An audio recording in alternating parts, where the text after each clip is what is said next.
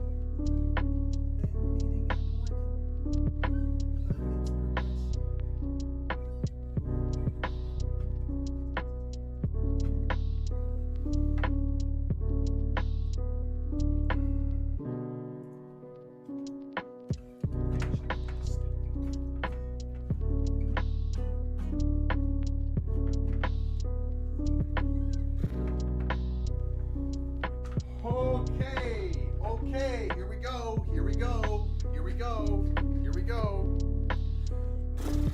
Let's do this.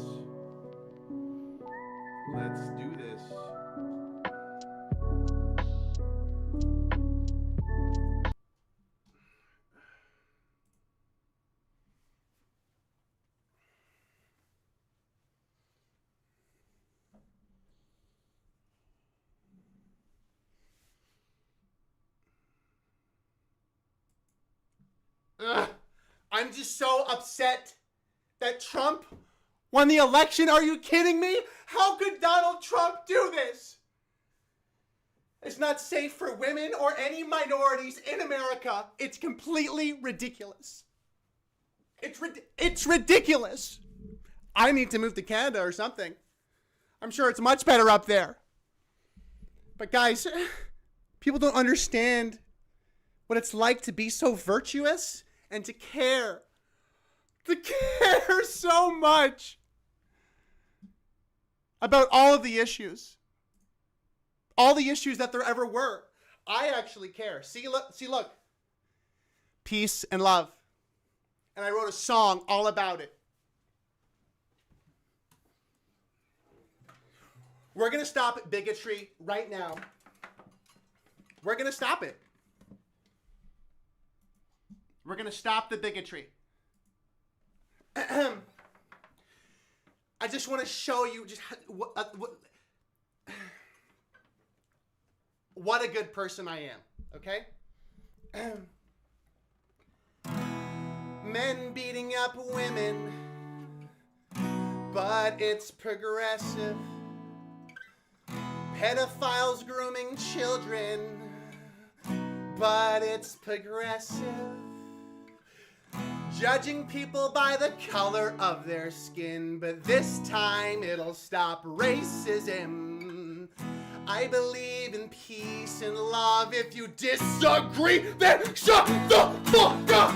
I'm the most virtuous person you've ever seen.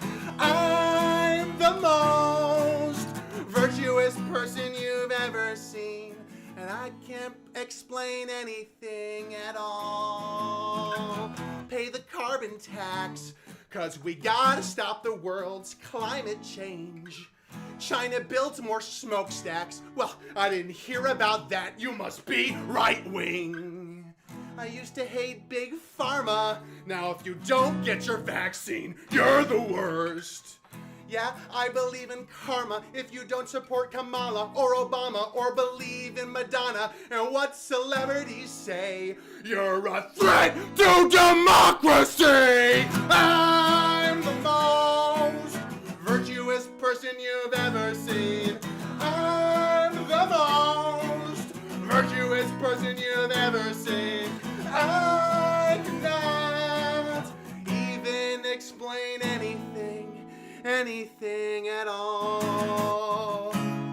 We need more female CEOs, and we need more black gay women in Netflix shows. It's racist to have voter ID laws, which implies I think blacks are stupid as fuck. I'm the most virtuous person you've ever seen. I cannot even explain anything at all.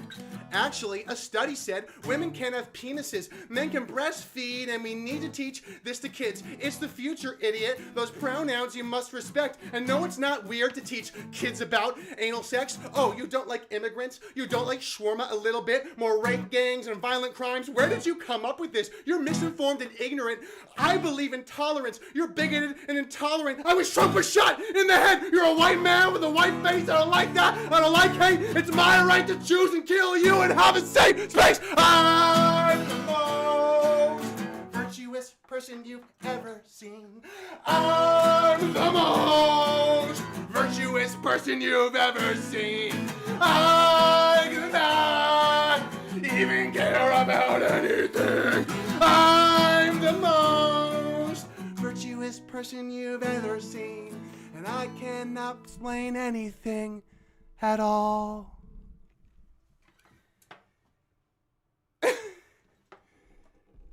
I care, guys. I care more.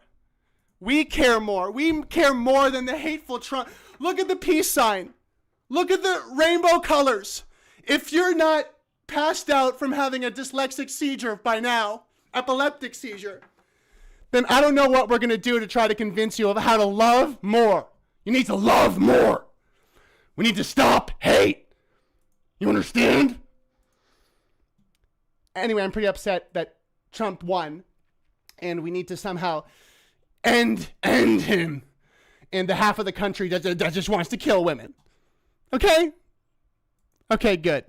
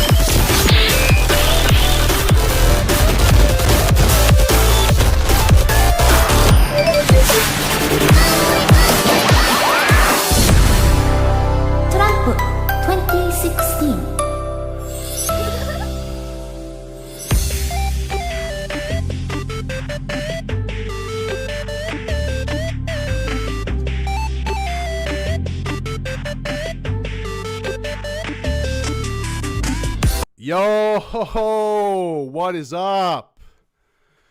What is up? Crap, I didn't grab the headphones. Oh, well. How you guys doing? How we doing? Did that go over well? Half the time I do that, the camera's messed up, the sound's messed up, something's messed up. I don't know, but here we are. That was a new song I'm working on. I thought I'd open it up with that, you know, open it up because I had to set up the other camera, all that nonsense. How are we doing? Odious Patton, Salvador Deli, Ferryman, Carl Stenbeck. How's it going? Kelly Lloyd, Greg had a liberal seizure. Yeah, the background was probably a little much, so I apologize.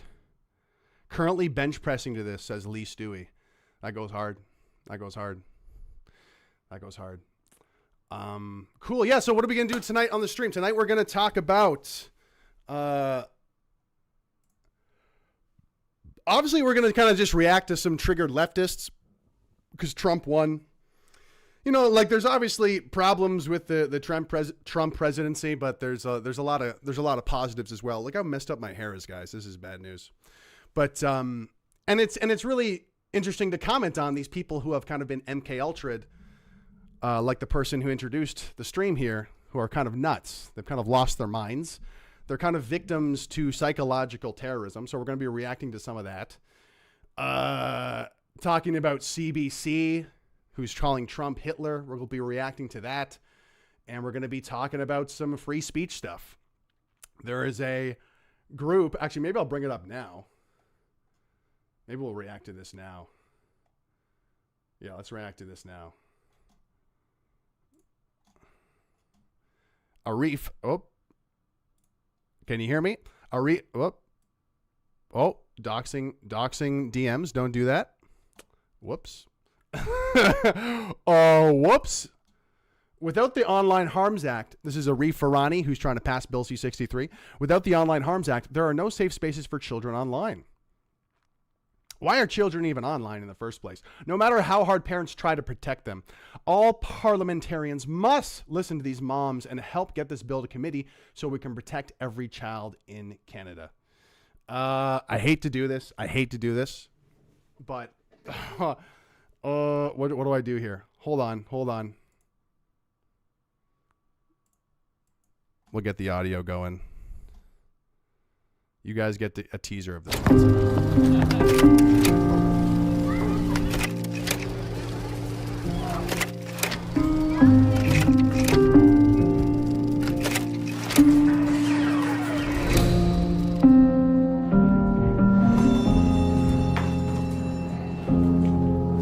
My daughter loved the music room when she was younger.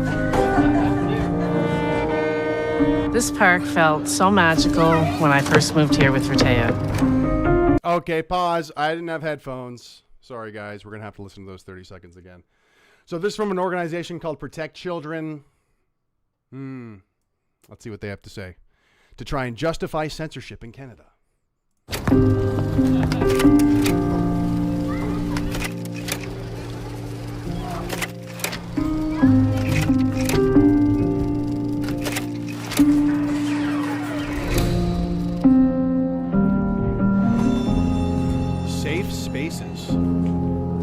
My daughter loved the music room when she was younger. This park felt so magical when I first moved here with Rtea. Harry loved to spend time in here working on his motorcycle. Guys, they're really bringing the guns here, okay? This is high production quality. This is really good musical score, already pulling at the heartstrings. I'm getting emotional, okay? Arif is bringing out the big guns to try and push this bill through. He's got some more tricks up his sleeve, I'm sure.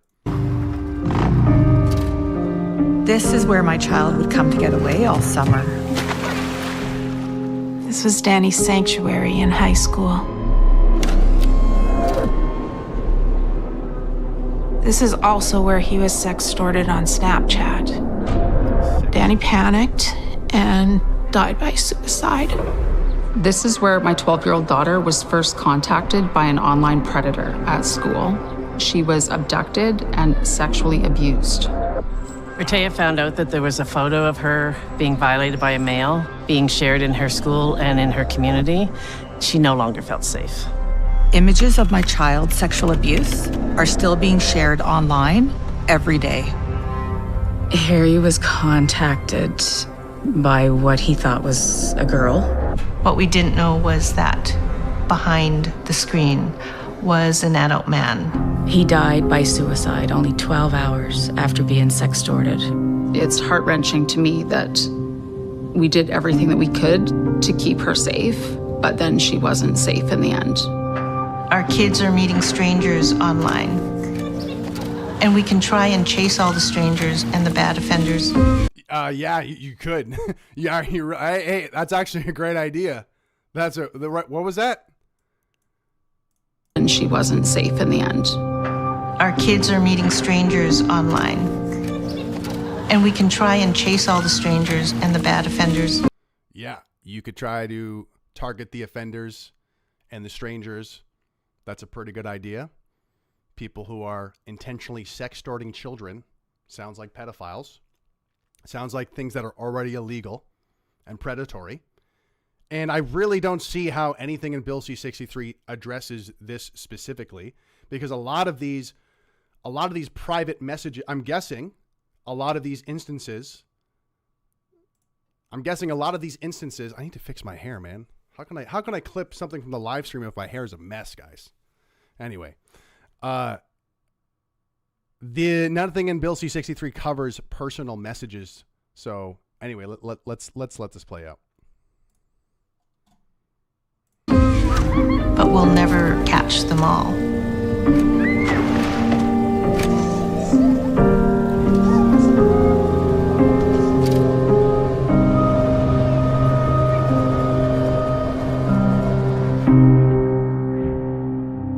Support the online harms bill.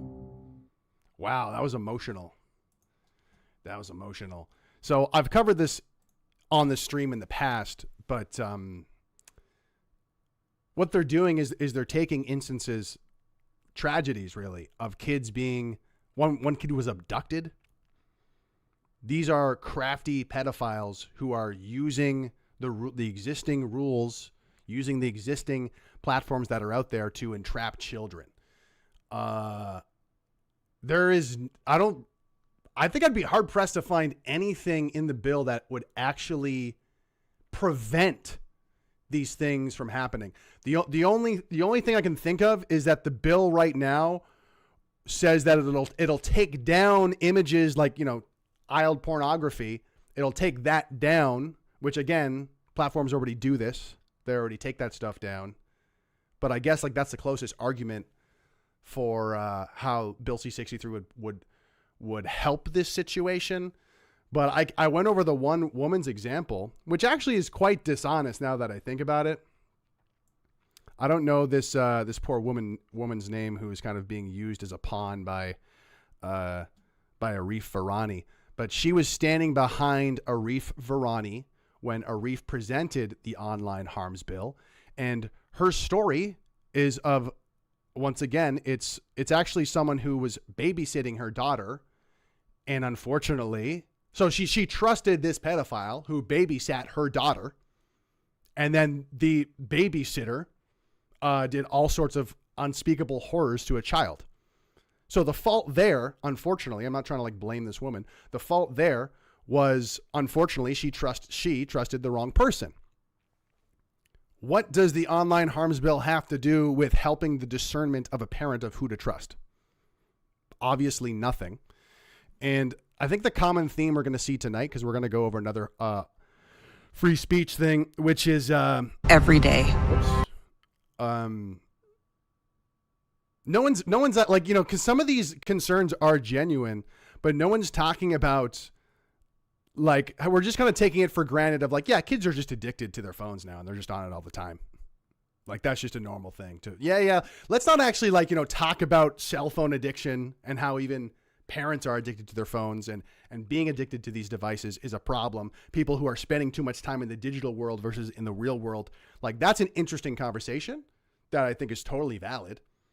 I wouldn't be surprised if cell phone addiction and internet addiction is one of the fastest, or porn addiction is one of the fastest growing addictions I think that's worth talking about. But nowhere in the Bill C-63 conversation is that being addressed. Although we are going to hear from some young people who are kind of talking about Bill C-63. And I guess, I don't know if they're supporting it or against it, but we're going to find out shortly.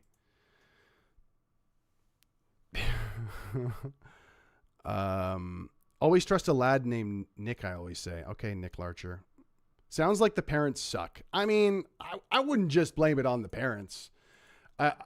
Once again, like, you know, this propaganda is incredibly misleading because,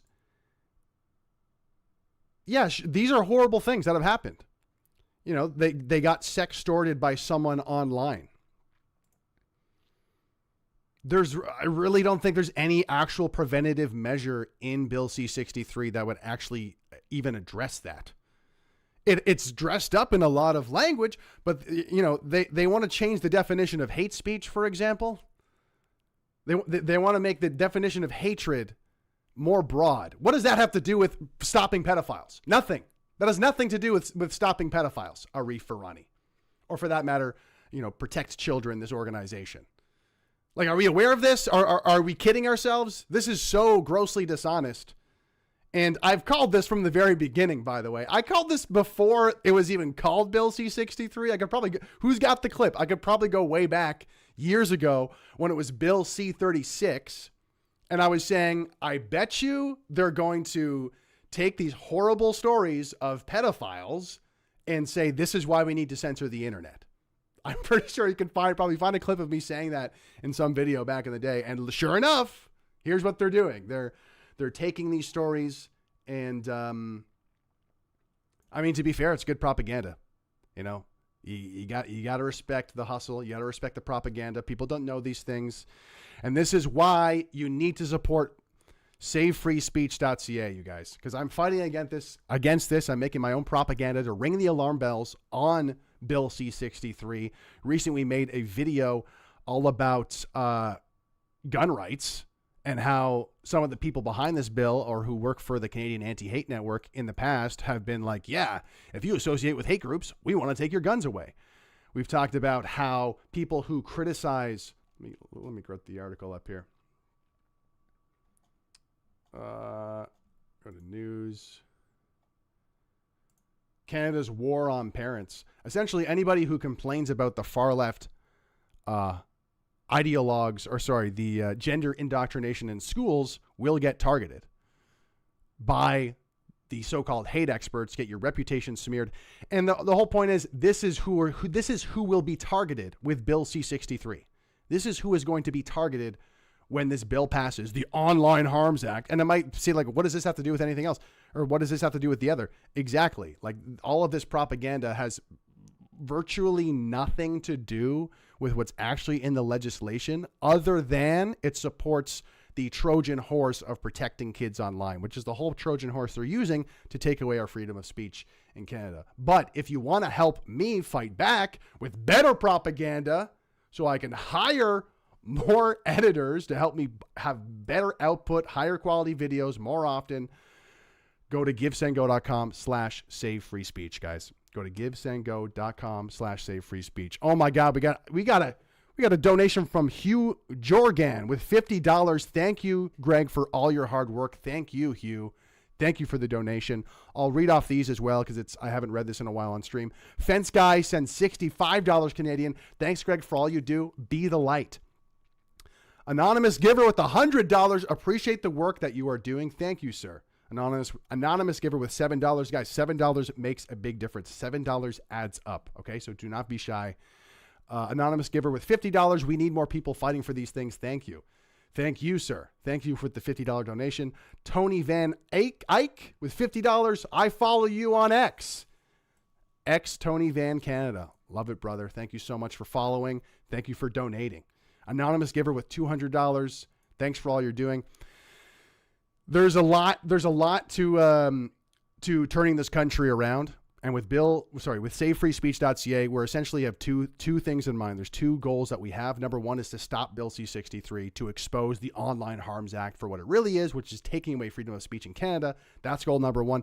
Goal number two is exposing these far-left ideologues, these Antifa-aligned journalists who basically enforce cancel culture. They enforce right-wingers getting their reputations smeared. These are the hate experts in Canada, and they're totally unhinged, and no one seems to call them out.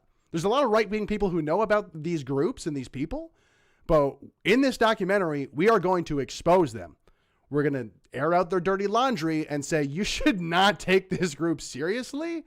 They're an absolute joke, and especially if you're more right wing, you should not be intimidated. You should be emboldened, and we need to start fighting back against these people. And again, if you want to support, please go to givesendgo.com/savefreespeech to support the documentary. And speaking of which, we are going to react to a tweet from the Canadian Anti-Hate Network, just to kind of show you how insane and unhinged these people are.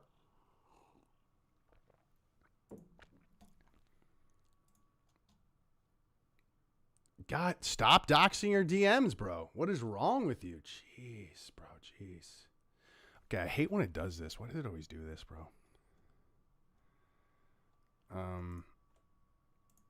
Bam. So we'll start with this tweet, this image. Justin Trudeau tweeted, "Congratulations to Donald Trump on being elected president of the United States. The friendship between Canada and the U.S., blah, blah, blah," some other political statement that politicians do. And the real Canadian Anti-Hate Network said this. This isn't a parody account. This is the real Canadian Anti-Hate Network. They said, "Shameful. This is not politics as normal, and you do not have to congratulate a fascist whose party and policies will kill women, lower income Americans, and scapegoat marginalized groups." Wow. This is how biased the Canadian Anti-Hate Network is. They think that over half of America who voted for Donald J. Trump, they think that over half of America wants to kill women and poor people. Do you know how radical of a perspective on the world that is? These are the people who are the hate experts in Canada that get quoted in the mainstream media. They get trusted by the police. At one point, I believe, by the RCMP and CSIS. That's suspect. These people who have the perspective that over half of America voted for someone who wants to kill women and poor people and minorities, basically. Trusted by the media, quoted by the media, trusted by the police, quoted by the RCMP, and trusted and quoted by politicians. These are the hate experts. They're absolutely unhinged and neurotic. It's absolutely insane. But obviously, we called it out on the Save Free Speech Twitter. If you want to follow us, it's SFS Canada. Get our Twitter numbers up. We're also on Instagram. We're on TikTok, but our videos keep getting taken down on TikTok because they're too real. They're too real, you guys. But yeah. Saying the Canadian Anti-Hate Network is biased would be an understatement. Here they are calling a democratically elected president a fascist whose party and policies will kill women. Verbatim. Politicians, police, and media in Canada recognize this group as hate experts. And this anti-hate group is behind Arif Farani's Bill C-63, the Online Harms Act. This is why we're saying Bill C-63 would be the end of free speech in Canada. Because the people who helped craft this bill and might even be employed on the official online board, what is it, the Digital Safety Commission? If God forbid Bill C-63 were to pass, they would have a Digital Safety Commission who would determine if the content is harmful or not. They'd probably be anti-hate people, or at the very least anti-hate Antifa-aligned people. Do you think they're going to be fair?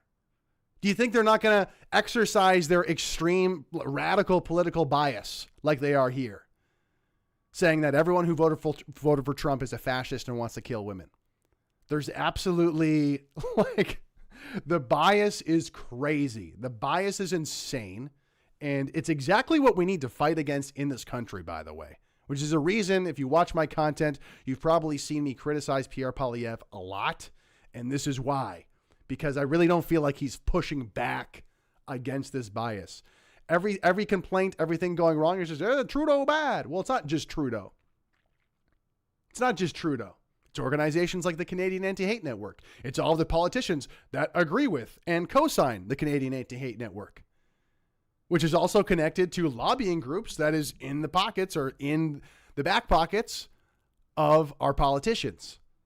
Of our Conservative Party politicians. So this is a problem that's much bigger than just kind of stopping Trudeau. It's a lot bigger than that.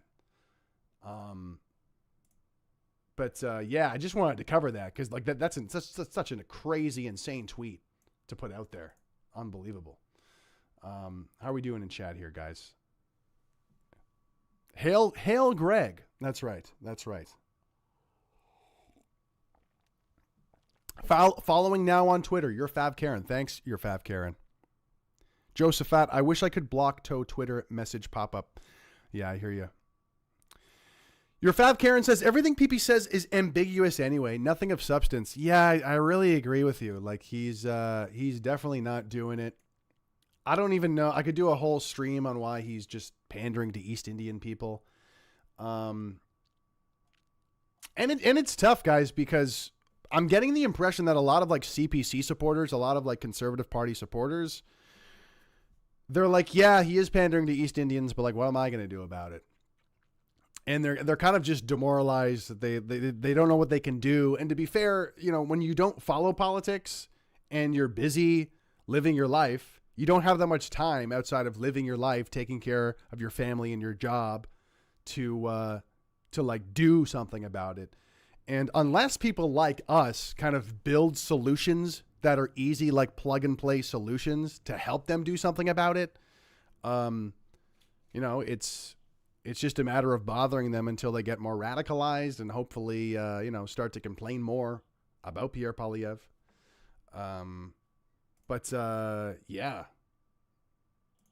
Yeah, pretty much. So I guess we could react to some, I mean, speaking of all this, we could react to some crying leftists, I guess.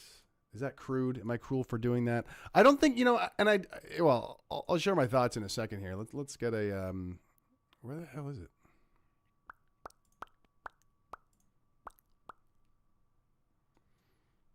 Let's just react to this stuff.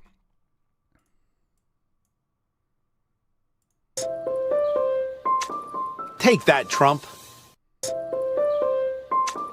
Take that, Trump. Like what? I'm pretty sure this is, it's from 2018, but there's like a mental illness going on right now. This is a funny tweet, I thought. Somebody tweeted this out last night as it was like pretty well confirmed Trump was going to win. Psychiatrists right now.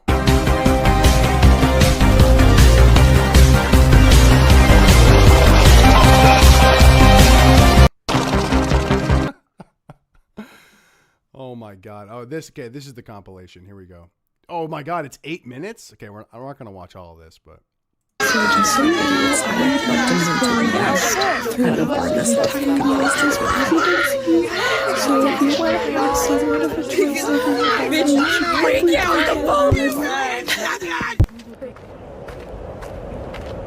Oh, it's Press for Truth? This is Dan Dix here reporting for Press for Truth, and I just want to say congratulations, America, on once again ending up with the lesser of evils. You've rejected left-wing statism. Okay.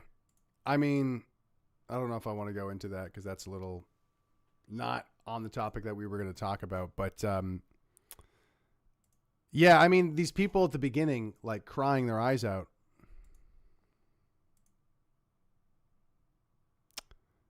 It's easy to make fun of them and say, oh my God, they're, you know, look how pathetic they are. Ha ha. haha, they suck, haha, Trump won, yeah, Trump won. And that, that is fun. That is fun to do. But, like, these people have been, like, psyoped. Like, they are victims of, like, an MK Ultra experiment, essentially. I know that's kind of bold to say, but I try to talk to as many people who disagree with me as possible on the other side of the spectrum. And a lot of the time, they're kind of peddling in their own sort of misinformation on a topic. Like, I'm guessing most of those women were probably crying about abortion. And, they don't believe that any late-term abortions happen. And they believe that when there's a complication in a pregnancy and the mother might lose her life, and so I think it's called an ectopic pregnancy, if I'm not mistaken. But these leftists believe that if there's a complication in the pregnancy, that they will not save the woman's life, which is not true. So they make it seem that like women are dying, and sure that like they found like one example of this happening. Oh, they tried to save the child, but the mother died. And it's like they're taking one example and just like making it seem like that's the whole issue, and then completely ignoring like the late-term abortion. These people are victims of psychological propaganda, is my point. And yes, it's fun to shit on them, to make fun of them. And, I mean, it really is. Like sometimes it really is because they go so crazy. But it's like they know not what they do. Like they are consuming very lopsided information. Their media digest is probably not healthy, and this is what you get. It's very sad. It's very sad. These people are essentially now mentally ill because they've been consuming propaganda as if they've been like MK Ultra'd. Someone corrected me here. 2 flips, 4 twists, ectopic pregnancy, outside the uterus in the fallopian tube. Thank you for the correction there. Ectopic pregnancy. Yeah, and that's just, they say that type of pregnancy is they don't even save the mother, and it's like that's not true. That is not, like, maybe there's been a complication where a mother has unfortunately died, but to say that that one example represents the entire like abortion policy is just totally misguided. And that's the thing. Like I think everyone watching might know this, but in general, when it comes to leftism and progressivism, it really is like they take a genuine concern. Women's reproductive rights. Okay? They take a genuine concern like racism or discrimination. I'll put aside the legitimacy of racism for now. Let's just say it's a totally legit thing that totally wasn't invented by a Bolshevik. But, they take the, environmentalism. They take these genuine things and then they say, and then they basically commodify it and they present a sort of fake version of it that's going to like solve stuff. Like for environmentalism, like I personally, I don't think we should try to pollute everywhere. I think we should try to keep, conserve the natural beauty and not have trash everywhere. By the way, a lot of the East Indians who are imported here don't care about this. They'll just throw trash everywhere. If you don't believe me, just look at the highways around Brampton, and there's trash all over the highways on the side of the road. I'm sure it has nothing to do with demographics, though. Nothing to do with demographics. Look at those Canadian patriots wearing turbans, throwing stuff outside their window. But yeah, I mean, this, they take a genuine concern like environmentalism and they say climate change. Don't you care about the environment? We're going to do something about it. And they do the same thing with racism. Don't you want to stop discrimination? Don't you think slavery was bad? Okay, now support BLM and vote for this guy. Like, they do this all the time. They take these genuine things, they manipulate your empathy, and then they get you to vote for something or support something. And then they feed you all this fear porn, this rage porn that gets you angry, gets you scared. And it's usually taking one fact, like I said, and extrapolating it. It's completely dishonest. And it's sad because these people have lost their minds. These people have kind of lost their minds.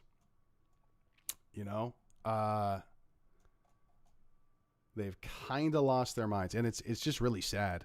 And I just want to say that because I know it's really easy to talk, oh, look how stupid they are crying. But it's like, like,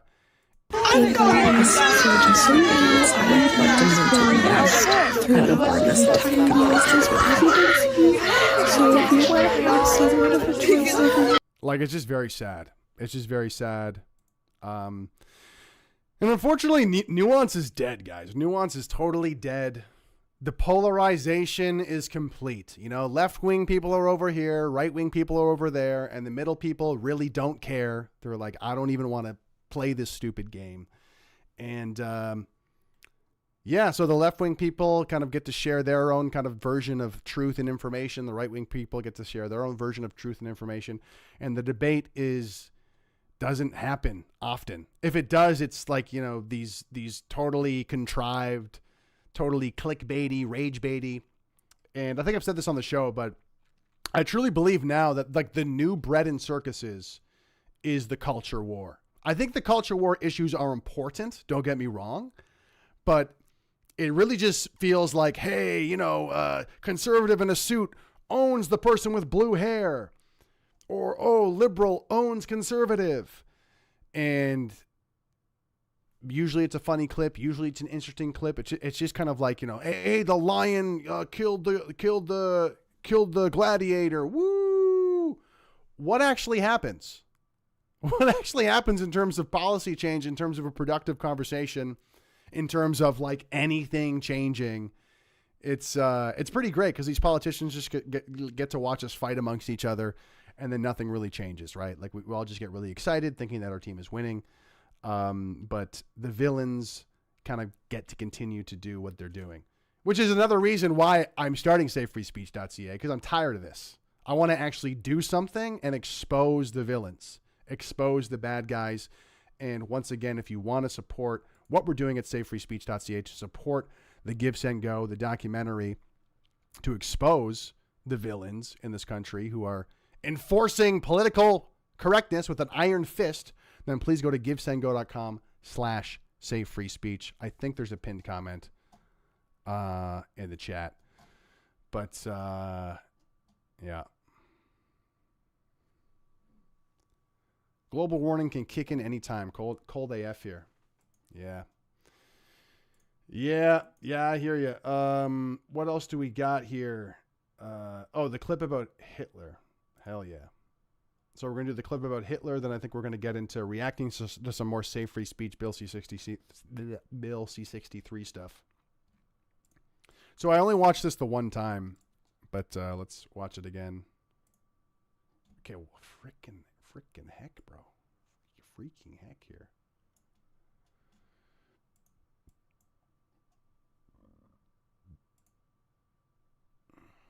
So this is from the CBC coverage of the U.S. election last night. In your state. Let's talk about exactly the question that you're asking is one that I've been catching a lot of heat for answering on air, and we've been talking about this in the last week or two. You're talking about the propaganda campaign and the playbook of Trump. This is not new. This is not surprising. This is directly out of Hitler's playbook. Let's go. This is out of an autocrat playbook.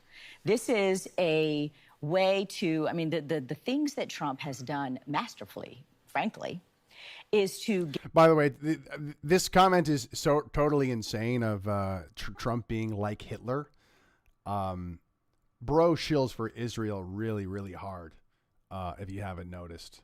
I'll try to bring up the... I don't know if I can bring up the clip, but even Ben Shapiro responded to this accusation of Trump being like Hitler with a picture of like Donald Trump in Israel wearing a hat, like hugging Netanyahu, and like, you know, they're all having like a big love-in together. And it's like, yeah, this guy who loves Israel is Hitler. And I mean, that's obvious, but just to emphasize, because we need to raise the standards in this country, this is the CBC saying this nonsense.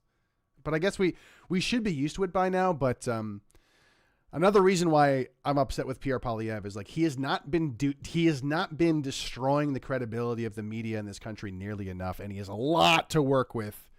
And I just feel like he's been pretty flat-footed on it. He occasionally says some stuff to crap on the media, but it's not nearly enough, bro. Get the entire, to get a big part of the population to believe that the game is rigged and to sow distrust in public institutions and the free press. Yeah, I mean, that's kind of populism in a nutshell. What she kind of described there is more or less populism. There's left-wing populism and there's right-wing populism. And in a nutshell, populism is trying to get a group of people to support you on the premise of, hey, I represent the people against the corrupt elites, against the like shadowy elites. This is the sort of, that's what populism is in a nutshell. There is a Maxime Bernier style of populism. There's a Jagmeet Singh style of populism. There's also a Justin Trudeau style of populism. They all use this sort of rhetoric to say, oh no, we're fighting against the bad guys, the real corrupt guys. This is like so commonplace across the board for politics. It's like one of the most sort of like standard ways to frame a conversation. But no, it's uniquely Trumpian. It's uniquely Hitler. Yeah.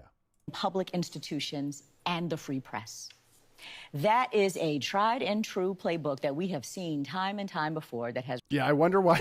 I wonder why she's worried about them undermining the free press, because you're full of crap and you're on the Canadian Broadcasting Corporation's newscast, wasting our tax money. Yeah. Has resulted in really disastrous things for society. And that is what's working. And so it's actually quite simple. When you tell a big enough lie over and over and over, people are going to believe it. Even when folks around him like Rudy Giuliani and others have literally been found liable for telling those lies that weren't true, the public still believes it. And the whole goal was to erode trust in our public institutions, and it's working. If anything, that's what fake news. I mean, fake news, so real. Donald Trump has done that really well. Can't argue with that, right? Okay. And that's sad. Yeah, I agree with her. It is fake news. He is like Hitler. I love it. Guys, has anyone poppy shamed me yet? I should have a poppy on. I feel horrible now. PM of Canada says circle jerks. Hell in a Handbasket says it's not the Trudeau government, it's the Canadian government. Yeah, people kind of get that mixed up. We just got to get Trudeau out, and the rest of the government is totally legit and totally trustworthy. You sure? You sure about that? You sure about that? Derek Sittler says those CBC goons could never understand their own failings. It's true. So true. So true. All right. Anything else to react to before we get into this this video? I think I'll talk about this for a second. And because yeah, it's very exciting. It's very exciting. Trump. Oh my God, Trump. Trump's cool. Trump has a cult following. Okay, he has a cult following. I think I've talked about this on stream before, but the unfortunate reality is MAGA in 2016 and Trump in 2016 is not the same as it is in 2024. Because Trump was talking a lot about fake news, a lot about getting rid of the, shadowy elites, or the, what would you call it? The deep state, and making sure that he has the right people around him. Stopping mass immigration, building a wall. And there's been some of that in this campaign, but he's softened a lot. It's not nearly as radical, which is really disappointing because they tried to shoot him a couple times. They tried to assassinate him a couple times. I still don't understand why his campaign was so tame when they tried to kill him twice. Like they hardly even use that as rhetoric. Like I couldn't believe it. That, because like usually I really like to watch American politics and the American like political during an election cycle because it's very exciting. Aside from they're eating the dogs, aside from that clip and that debate, and maybe a few other clips here and there, I really feel like there wasn't that much exciting stuff going on. The day of the election, I'm seeing post after post about a squirrel. They tried to assassinate him twice, And we're talking about a squirrel? What? What is going on? And this is a good example of what I said earlier of the bread and circuses. Like, we're talking about the squirrel now. I don't know. This just seems totally silly to me. It feels kind of fake, like it's astroturfed. Like I feel like this could be way more exciting and radical, because again, it was I wish I was actually following American politics in 2016, because I wasn't really. So I didn't really get to experience the hype train of 2016 like it was. I was just kind of like, oh, whatever, maybe Trump's going to win. Oh, he won? Cool. Like, I wasn't like, holding on to it. I didn't know people around me at the time, though, who were freaking out. I'll tell this story. This person messaged me, and I knew them like kind of through school, and like we had been working on some projects together. And he messaged me in the morning and he said, wow, like, did you see the news? And I remember I was like on my way to work, like running out the door, and I'm like, huh? I'm like, what do you mean? And he's like, Donald Trump got all, Hillary lost. I can't believe it. Did you see this? And I just kind of flippantly said, oh yeah, I'm just going to go to work. I don't think it's really going to affect my day that much. And they were like, are you serious? And I'm like, yeah, I'm sure. Okay. Like, I don't really see the big deal. And then they said, you don't understand. For some people, it's like one of their friends died. Trump getting elected in 2016 was like one of their friends dying. And I responded, when's the last time you had a friend die? Like, that's a totally crazy thing to say. And now that I think about it, that didn't actually stick out in my mind as like a radicalizing thing of how crazy people were with politics. I mean, I guess it kind of was. You know what it was? Back then, I just kind of chalked it up of this person's insane. Like, just this specific person, they're insane. Everybody else isn't that crazy. But no, I was wrong about that. There's a lot of people who are crazy. But yeah, it was way more radical back then because he was really an underdog. The establishment hated him. The fake news. They were trying to bury him. And you can tell that Trump has softened because the media has softened to him as well. They're not nearly as aggressive. But anyway, I don't want to make the stream all about Trump. I'll just kind of go over the basics. People are worried that he might be the World War III candidate because he's so close buddy with Israel, and Israel really pretty much was dying to attack Iran, which is sort of like not a superpower, but like the most powerful country, one of the most powerful countries in the Middle East. That would be very messy if Trump supports that and kind of offers the U.S. military to Israel to attack Iran. Like, that could be really, really bad. So people are concerned about that. And people say on that point alone, like, maybe this is why the media has softened up to Trump. But he's softening up on other things too. Like, this is the day. This is the day he gets elected. We got Elon and Trump with Caitlyn Jenner.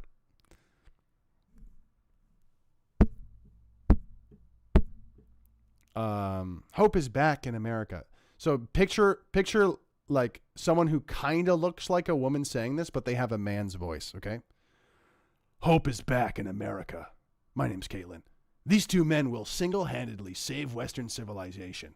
And that starts with the strong United States of America. I am here, and I'm very womanly, and at your service, and forever indebted to your sacrifice for this country. Let's make America great again. It just makes me think of, like, who are we kidding here with this whole, like, it's, 2 + 2 = 5. Caitlyn Jenner is a woman. Here's Trump and Elon with the fake woman. It's I don't like it. Am I crazy? Am I the only one who finds this like off-putting? I don't like it. Elon's phony, says 420 all day. Caitlyn LOL, but at least Caitlyn lol, but at least he says you can't actually change your gender. Yeah, I mean, but still, dude, I just Liquid Zoo said, "Oh, but Greg, it was literally worse than 9/11." Lol. Trump being elected? What was worse? I don't know what that's a reference to. Crap. Got to keep up. But yeah, I mean, not everything is great. And I'm going to get this relates to free speech. So hold on to your hats. I was talking about how Trump is very buddy with Israel. This clip is terrifying. Okay? It's terrifying. No, not because some of the people are kind of very ugly looking in the video. It's terrifying because it's the World Jewish Congress calling for long prison sentences all around the world for anti-Semitism. Okay? That's like saying being thrown in jail for being racist. That's the equivalent. Instead of criticizing a minority, if you criticize a Jewish person the wrong way, the World Jewish Congress wants these people in jail. This is insane. This is obviously a threat to free speech, the First Amendment, all these things. And yeah, well, let's watch this clip. All world leaders, all politicians must lead in this effort. Words are not enough. Political speeches are not enough. Laws must be passed, severe, tough, real laws that will put these hate mongers away in prison for a long time. Wow, bro. He did not mince word with that. We need real tough laws to put hate mongers away for a long time. Not criminals. Not people who have broken a law or done anything violent. Hate mongers. Laws to put hate mongers in jail. And this is, honestly, there should be a whole stream dedicated to this. Let's see what the random definition I just looked up is for hate monger. Someone who tries to encourage people to hate other people or groups. He was labeled a hate monger and a bigot. Very broad. Who tries to encourage people to hate other people or groups. I mean, just to use the silly example, you could say that this guy is trying to make people hate mongers. That's a pretty bad example. But yeah, not nit good. And I guess I should go over it while I'm on the topic. There's already been anti-Semitism speech laws passed in Canada and America. In Canada, they are the Holocaust denial laws. You can't downplay, deny, or something, some other adjective or verb, the Holocaust, or else you can be charged up to 2 years in jail. That would probably go up to a lot more, I think, under Bill C-63 as well, if I'm not mistaken. And in America, there's some that have passed in specific states that are specific to anti-Semitism, but like it gets even scarier. It gets even scarier when you see how broad they want the definition of anti-Semitism to be. Forget the definition of hate speech. I'm guessing the World Jewish Congress wants to get the Holocaust, the IHRA definition of anti-Semitism, International Holocaust Remembrance Alliance. Yeah, here are the points. Make it a bit smaller. So, anti-Semitism, is it just hating a Jewish person? Or calling to violence for a Jewish person? Oh, no. Anti-Semitism is a much, much, much broader definition. Contemporary examples of anti-Semitism in public life, the media, schools, the workplace, and in religious sphere could, taking into account the overall context, include, but are not limited to. So this word anti-Semitism, look how loaded this term might be when applying to stopping anti-Semitism around the world. Calling for, aiding, or justifying the killing or harming of Jews in the name of a radical ideology or an extremist view of religion. I mean, that's fair. That's probably what most people would think of it. And most hate speech laws, are they called hate speech laws? Most countries say this is inciting violence, and you already can't do that. It's already illegal. Next one, making mendacious, dehumanizing, demonizing, or stereotypical allegations about Jews as such, or the power of Jews as collective, such as, especially but not exclusively, the myth about a world Jewish conspiracy, or of Jews controlling the media, economy, government, or other societal institutions. This video is from the World Jewish Congress. It's from the World Jewish Congress.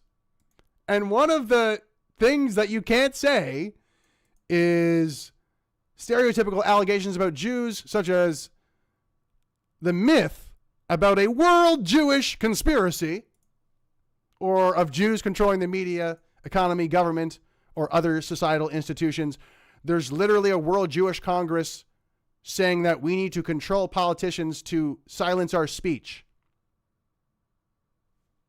So did I just break the anti-Semitism law for saying, hey, it looks like you guys are organizing to do this, to control politicians or to control speech laws around the world? Does that count as a conspiracy if you're all collectively organizing? What's the difference between organizing and conspiring?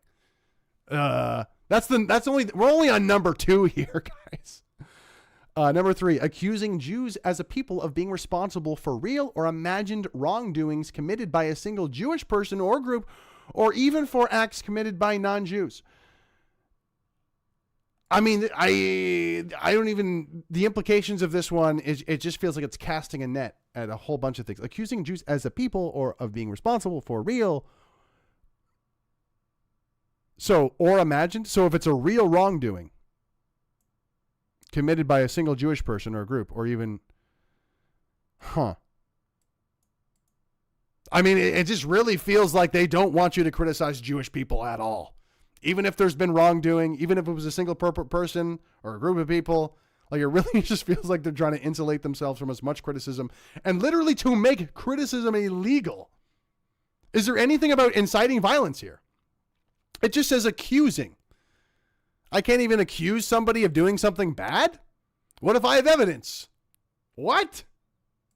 I feel like I'm taking crazy pills reading this. I don't know if I've ever actually read this on stream before. This is interesting. Denying the fact, scope, mechanisms, e.g. gas chambers, or intentionality of the genocide of the Jewish people at the hands of National Socialist Germany and its supporters and accomplices during World War II, the Holocaust. That's already illegal in Canada. So having you must not question this piece of history. You can't have contrary. No. You could say anything you want about the Holodomor. You can say anything you want about any other genocide against Christians, any other group, the Hutus, doesn't matter. But this Holocaust, this genocide, no. You cannot get our facts wrong about this. Next one, accusing the Jews as a people or Israel as a state of inventing or exaggerating the Holocaust. I'm not even going to touch that one. Accusing Jewish citizens of being more loyal to Israel or to the alleged priorities of Jews worldwide than to the interests of their own nations. Once again, what the heck is this? It's the World Jewish Congress advocating for Jewish people around the world. So by just stating the fact of what this event is, or that video clip was, am I accusing Jewish citizens of being more loyal to Israel or to the alleged priorities of Jews worldwide? I think I am, just by stating the fact of that this is the World Jewish Congress advocating for the priorities of Jews worldwide. This is where I get totally messed. Like, this is total insanity. And this is the official anti-Semitism definition that, unfortunately, they want to pass into law in some cases. And yeah, I don't know how close the connections are between the World Jewish Congress and, I don't know, Justin Trudeau, Pierre Poilievre, Donald Trump. But I'm pretty sure actually CJA used to be part of the Canadian version of the World Jewish Congress. CJA, which is CIJA, a Jewish advocacy group. If I'm not mistaken, don't quote me on that, but I think they might have been the former Canadian branch of the World Jewish Congress. And if you didn't know, CJA is very aggressively lobbying both groups, so they would probably endorse what this person is saying and probably endorse this definition, this broad definition of anti-Semitism. And this is all to say that this is kind of why I'm not super pumped about Donald Trump. I'm not super pumped about Donald Trump because he seems to be very friendly to Israel. And this is another kind of theory I've had, which is, what if taking our freedom of speech away, the left is crazy, the left has gone insane, they're going to cancel us all. What if they're going to come in from the right and take our freedom of speech when we're sleeping at night, through with the tip of the spear being anti-Semitism? And that has technically already happened in Canada with Holocaust denial laws. It was tabled by a Conservative Party member back in 2021, and then it was slipped into the budget in 2022, and it's passed into law now. So that theory is kind of already correct. And you could also use examples in the States that our freedom of speech actually came from the right way, came from the right side, from Zionists, Jewish conservatives on the right wing. That's actually who took the beginning, who started to chip away at our freedom of speech. Call me an anti-Semite. I'm just here to tell the truth. Okay. Am I allowed to say that Jewish people advocate for themselves? I don't get it. Like, this is totally absurd. I'm just kind of reading the black and white here and trying to keep my eye on the ball. But apparently that makes me some sort of Nazi demon. We're almost through it, so let's finish it. Denying the Jewish people their right to self-determination, e.g. by claiming that the existence of a state of Israel is a racist endeavor. Applying double standards by requiring of it a behavior not expected or demanded of any other democratic nation. Like, it's like, this stuff is so specific, man. This stuff is so specific. And they want to legislate this? The chutzpah on these people is crazy. Using the symbols and images associated with classic anti-Semitism, claims of Jews killing Jesus or blood libel to characterize Israel or Israelis. I mean, again, so specific. That's so specific. Can a comedian say Jews killed Jesus or something? Is that even allowed? Or is that like it's similar to my characterization of anti-hate, to be honest, which is they are very unhinged and neurotic. Like, the way that this is written is like very, very neurotic, of like, no, you can't say this and you can't say that and you can't make this, that. Whoa. But we care about free speech. I don't think anyone has been saying that recently when it comes to Jewish people talking about anti-Semitism. They are very anti-free speech when it comes to that topic. Last two, drawing comparisons of contemporary Israeli policy to that of the Nazis. Again, very specific, kind of weird. Holding Jews collectively. You will not compare us to Nazis.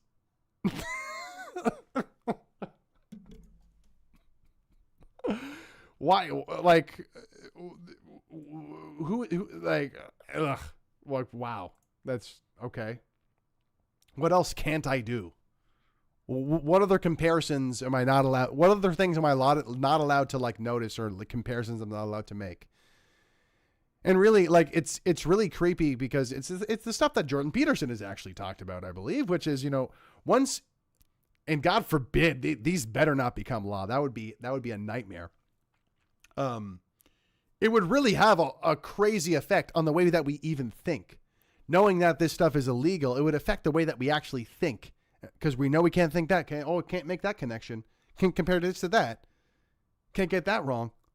Can't think that the people organizing to impose anti-Semitism speech laws are actually doing this because they care about their own people, because that would be anti-Semitism too.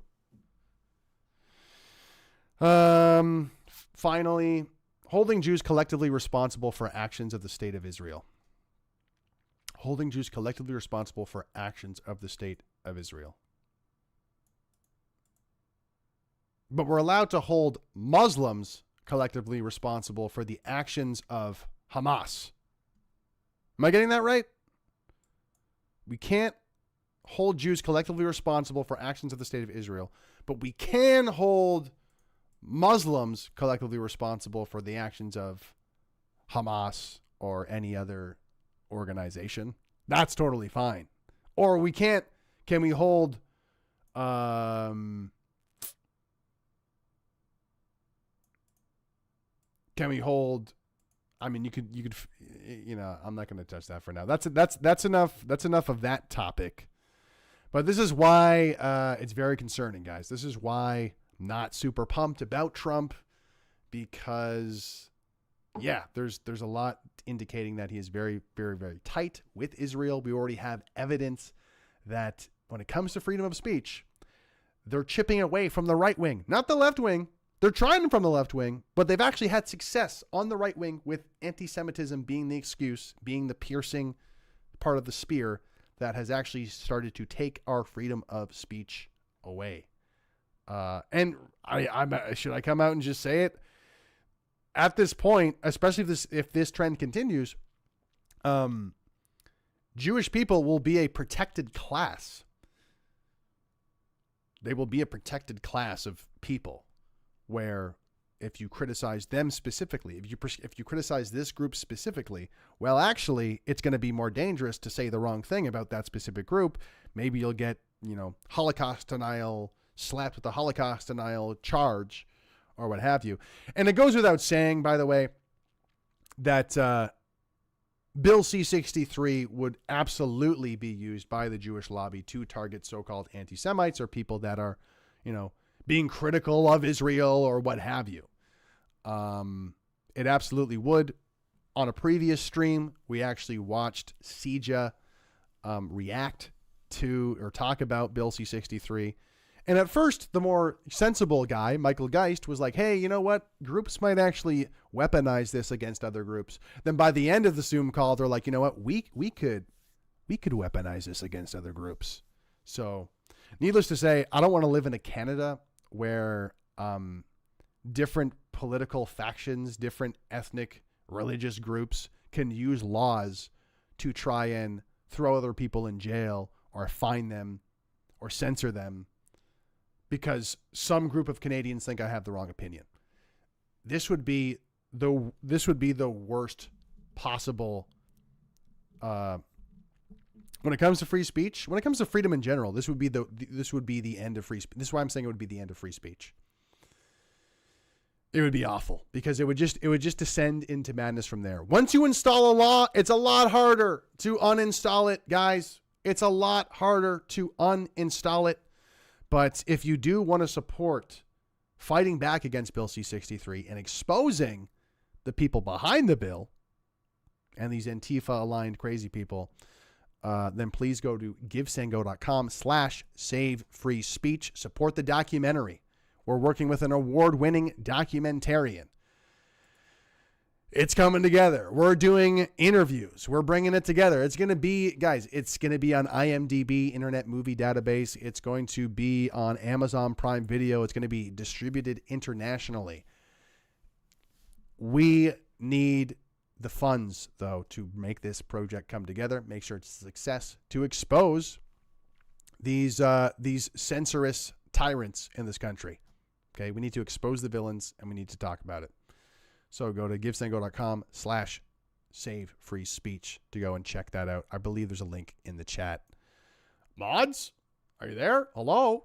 But hey, oh, whoops. Just doxing the chat. Oh no. Okay, now we got to react to all this. All right. So let's I'm going to play a quick video and then we will react to something new. This is what we're going to be reacting to in a sec. I'll just show a quick clip. We're going to be reacting to the young politicians of Canada talking about the online harms bill.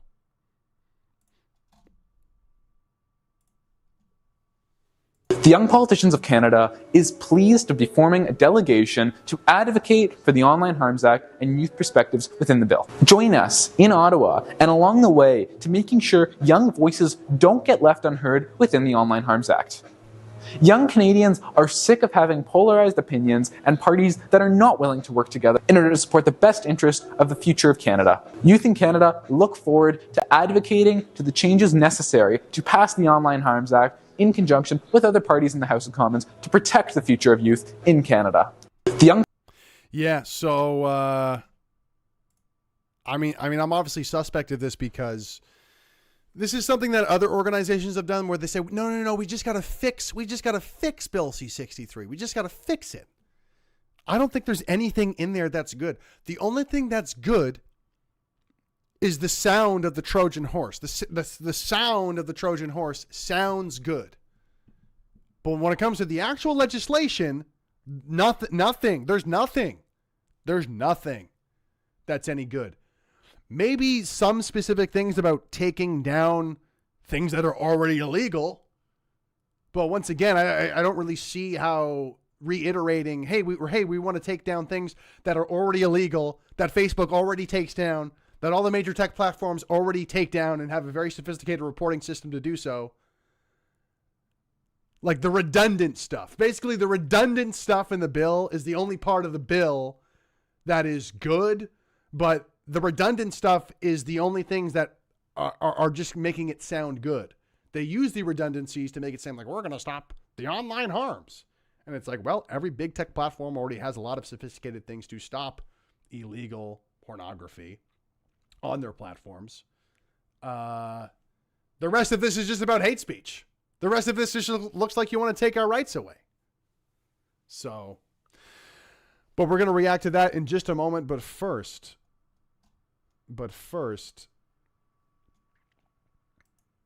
I don't know if I should even do this because I'm on YouTube. I just thought this was interesting. They have the numbers of the different votes cast in Canada. Oh gosh. And there was a huge spike. There's a huge spike in 2020. But because we're on YouTube, the 2020 election was totally I swear on my swear of hearts, the 2020 election was lawful and totally fair and nothing happened. There was no evidence. I'm not even going to say the keywords because Google will find the keywords. Starts with V, rhymes with odor. Last one starts with an F, rhymes with odd. Odor. Odd. Odd odor. Anyway, I'm not even going to say the keywords. Is it too late? Google already found me out. Beep, beep, beep, beep, beep, beep, beep. Taking down the live stream. Exploding your pager now for saying the wrong thing about the 2020 election. We're sorry. You violated our terms of service.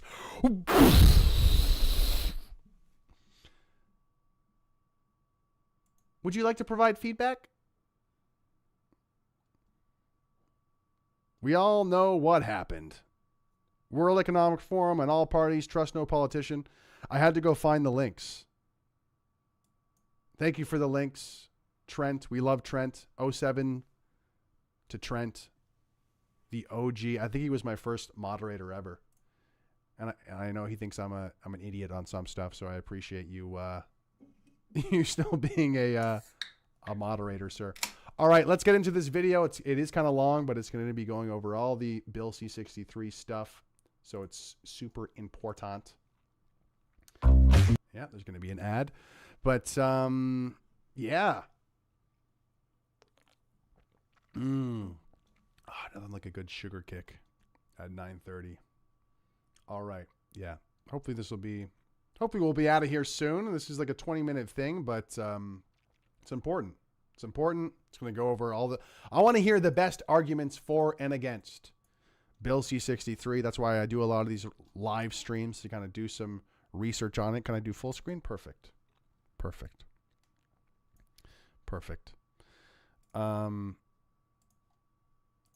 But yeah, feel free to get some popcorn. No, I don't. Well, hey.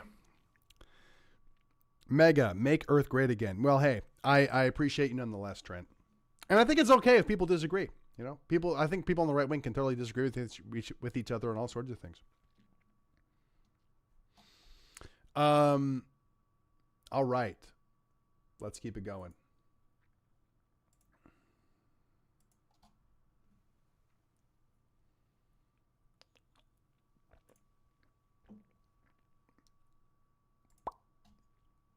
Young Canadians push for changes to government's online harms bill.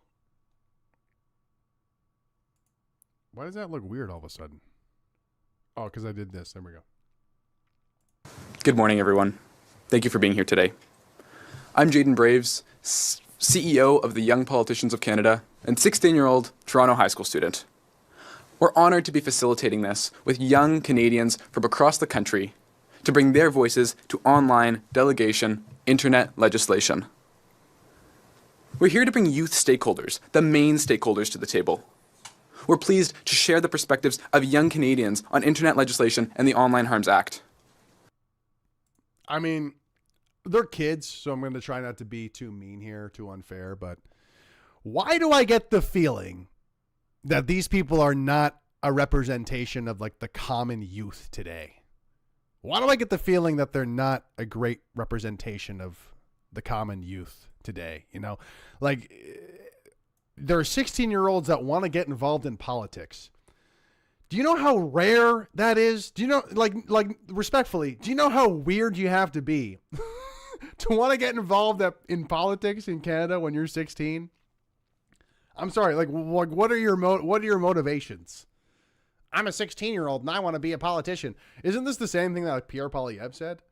You know what I mean? It's like, I just feel like I don't have the statistics, but if you did a survey, I feel like statistically, the 16-year-olds who are interested in politics would be a huge minority in terms of actually like, I want to dress up in suit and play politician and I'm 16.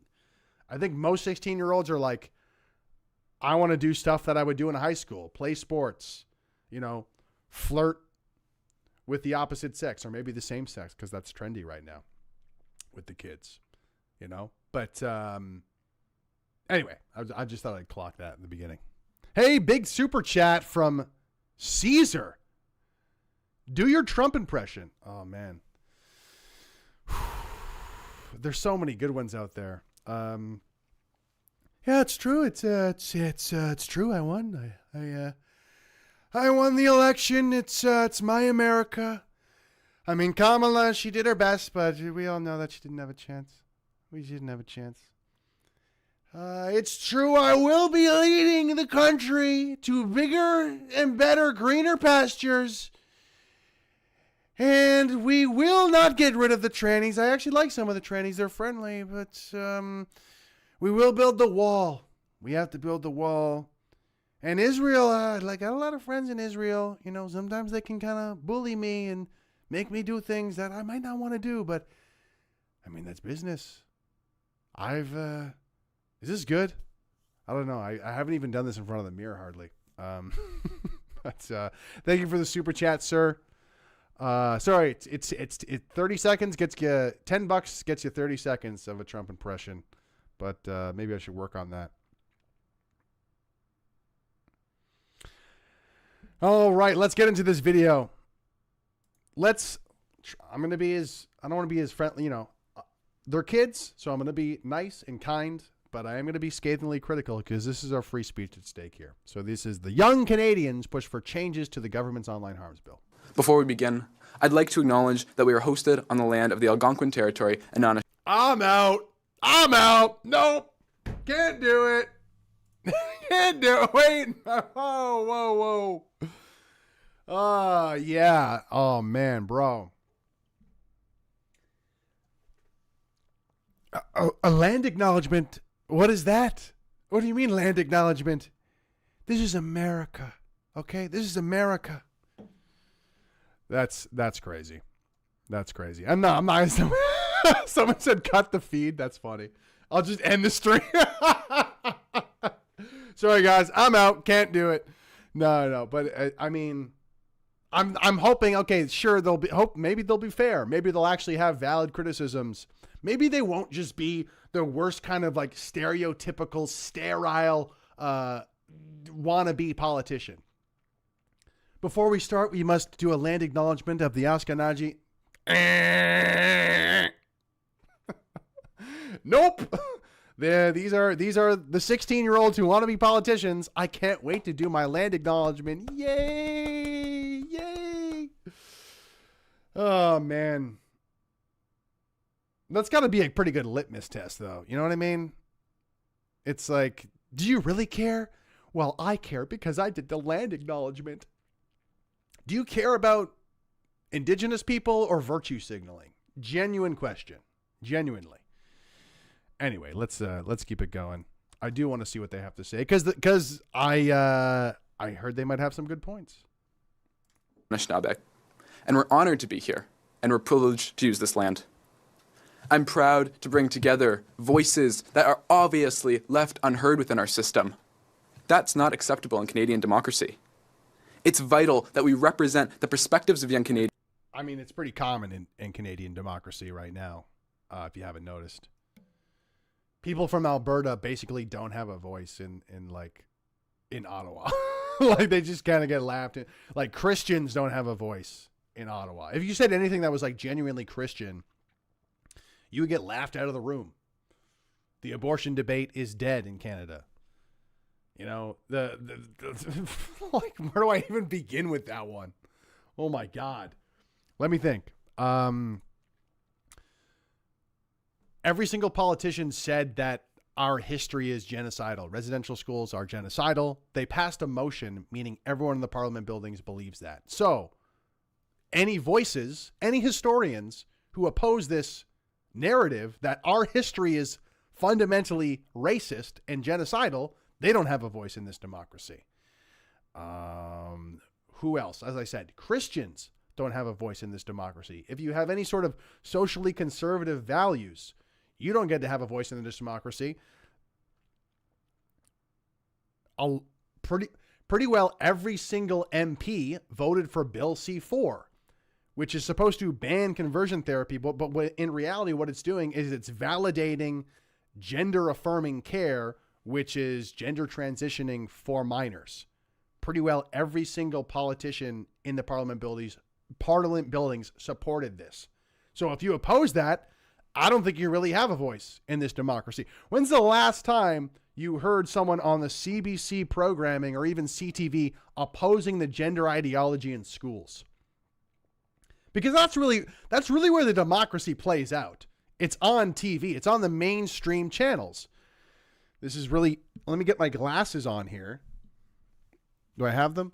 But I went to school for media studies, and this was a major part of the theory of what mass media is for. Mass media is to facilitate a conversation of all the different voices in a democracy so you can debate the different ideas, and then the best ideas will rise up on top.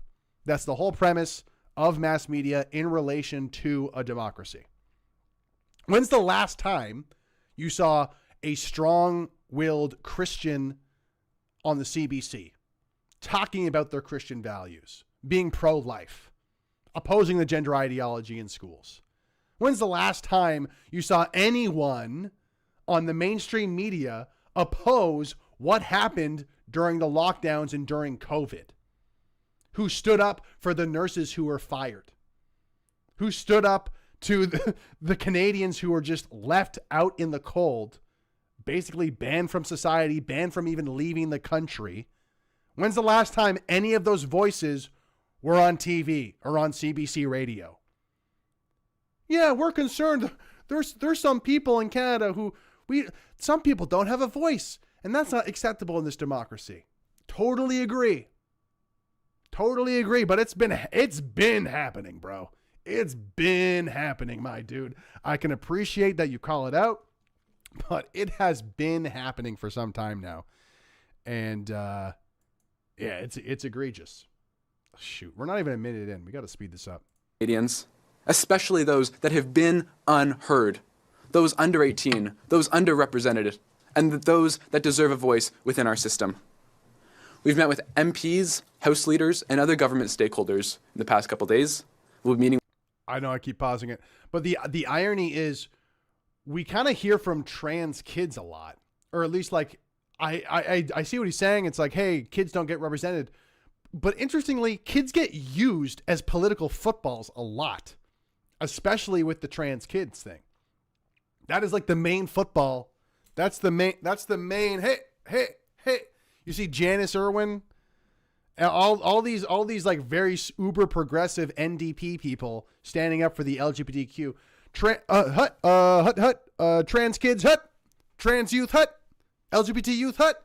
They're constantly throwing around youth, kids, gay kids, LGBT kids, basically sexualizing children. That's like their main football. So I do agree. You don't actually really hear many voices from kids, from minors.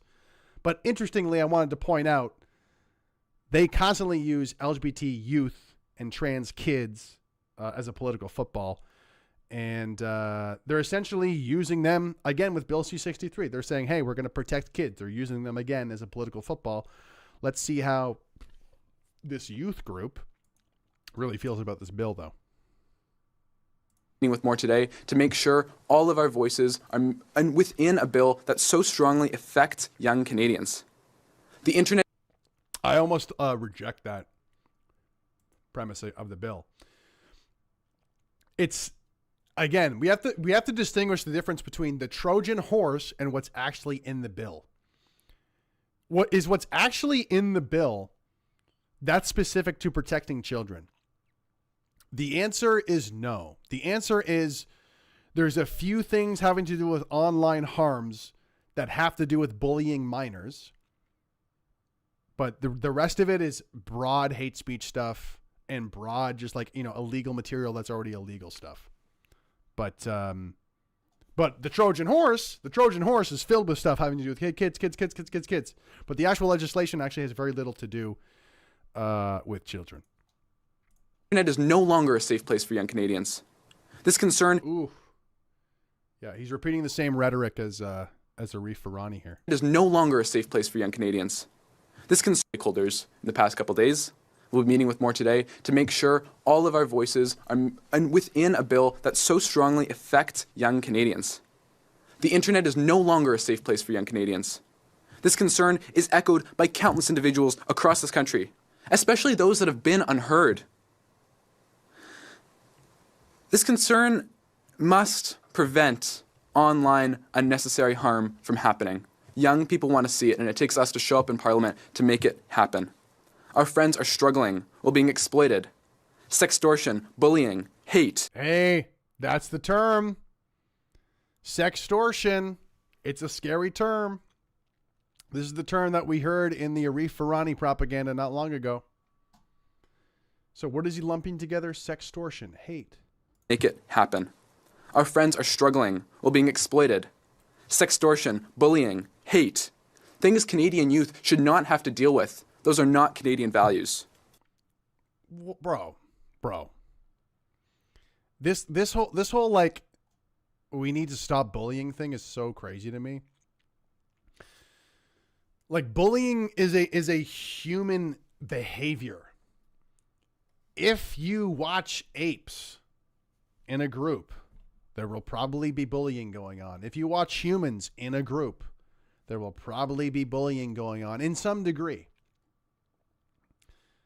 But us Canadians, we don't bully.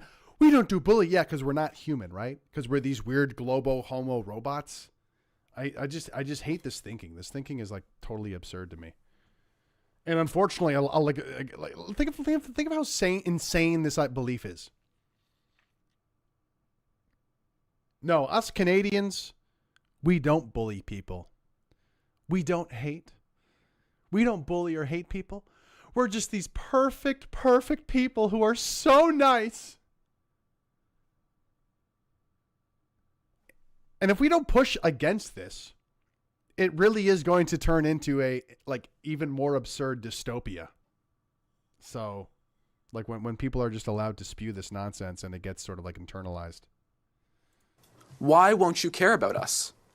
Young politicians of Canada are dedicated to amplifying independent youth issues on issues that directly impact us and seem to divide us. That's not a group that young Canadians want to grow up in. That's not a society young Canadians want to grow up in. We invite all young people to this stage because your voice matters, and we will ensure it's heard in democracy. You are welcome here. I should be in math class right now, but instead I'm standing here because it seems not everyone's taking these issues seriously. Talk about generational fairness. What? The crisis surrounding online safety is real and pressing. If you have doubts, I encourage you to talk to somebody. Talk to a young person. Ask them how long they use their phone today. Ask anyone, how long are you on your phone? What social medias are you using? On average, a teen spends over 7 hours a day in front of a screen. Okay. This staggering amount leads to excessive engagement with social media, where harmful content can easily infiltrate the most vulnerable population, and it does.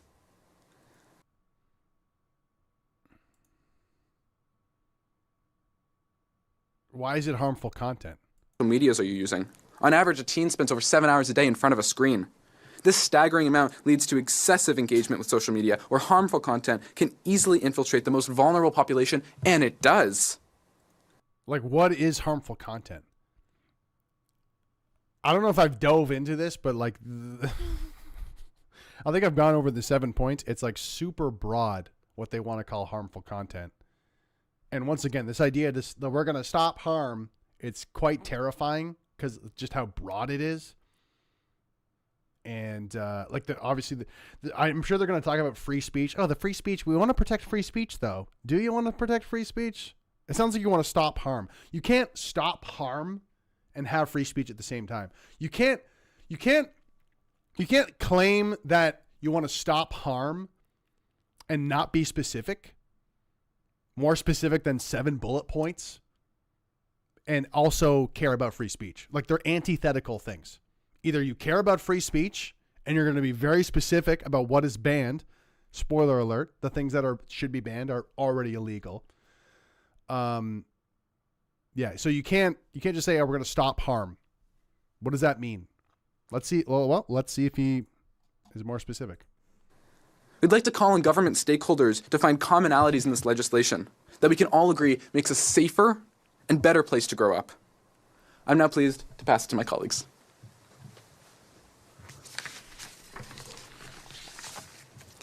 Bonjour à toutes et à tous. Demographic check. Je m'appelle Inanna Damak et je fais partie de la délégation jeunesse des jeunes politiciens du Canada sur la loi sur les préjudices en ligne. French lesson, get ready. Nous sommes au cœur d'une crise de santé mentale chez les jeunes. Il est évident que l'augmentation du temps passé sur les réseaux sociaux pendant et après la pandémie y a grandement contribué. Selon Statistique Canada, le nombre de jeunes ayant déclaré que leur santé mentale n'était que mauvaise. I'm still learning French. Josephat said, je ne comprends pas. True. Clarity is essential. Protection place for young Canadians. As prefaced, the online world has become a dangerous place for young Canadians, and we need legislation that acts on that threat. We recognize that there are valid concerns and uncertainties around Bill C-63, particularly regarding vague definitions. Okay. She's starting to cook a bit here. Clarity is essential. Okay. And we acknowledge the importance of getting this right. Okay. But despite our different stances on this bill, we can all agree on one thing. Change is urgently needed. Yeah, I know the definitions are unspecific and vague, but we need to pass it. We need change. We must prioritize the safety of young Canadians. I'm so sick of hearing that word safety, man.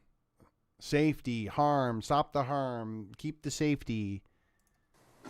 And this means tackling the unauthorized distribution of harmful content, like pornographic material. It's already illegal. Harmful deepfakes, cyberbullying, and the sexual exploitation of minors on social media platforms. What was that last one? Distribution of harmful content, like pornographic material, harmful deepfakes, cyberbullying. Cyberbullying. Again, very, very broad definition. If I were to put a towel over my head during this live stream and be like, hey, I look like her, or like, hey, she has braces in her face, Like, is that harmful content now because I made fun of someone? Like, this is what it should be. If I were to be a piece of shit and decide to bully this person and make fun of them, and sure, she's a minor. Oh, I assumed her gender. Oh, shit. Is getting their gender wrong? Is that bullying? Oh, crap. But here's the thing. If I was malicious with it, if it was like a very sort of like mean clip, then don't I look like the asshole? Isn't that just bad for my reputation? You know, like I'm of the belief of like, if somebody acts like a piece of shit and the bully is a mean person, then the bully should face the consequences for being the mean person. And they should just be socially ostracized and condemned for doing something shitty, right? Like they kind of get made fun of. It's kind of like a self-policing thing where a bunch of human beings will see this and be like, oh, that guy's bullying a child. That's kind of fucked up. Like, actually, yeah, that guy's being a loser, you know? I feel like this can be kind of policed quite easily. And of course, the broad definition of cyberbullying. Not good, guys. Not good. I make fun of Justin Trudeau all the time. Am I cyberbullying him? I criticize gender indoctrination. Am I cyberbullying trans kids? Once again, if these questions can't be answered, then it's clearly just going to be used to persecute people who have the wrong opinions. And the sexual exploitation of minors on social media platforms. That's, already illegal. We also need clear standards for paid promotions and unrealistic filters, which What, really? This is new. What is this? We need clear standards for paid promotions and unrealistic filters.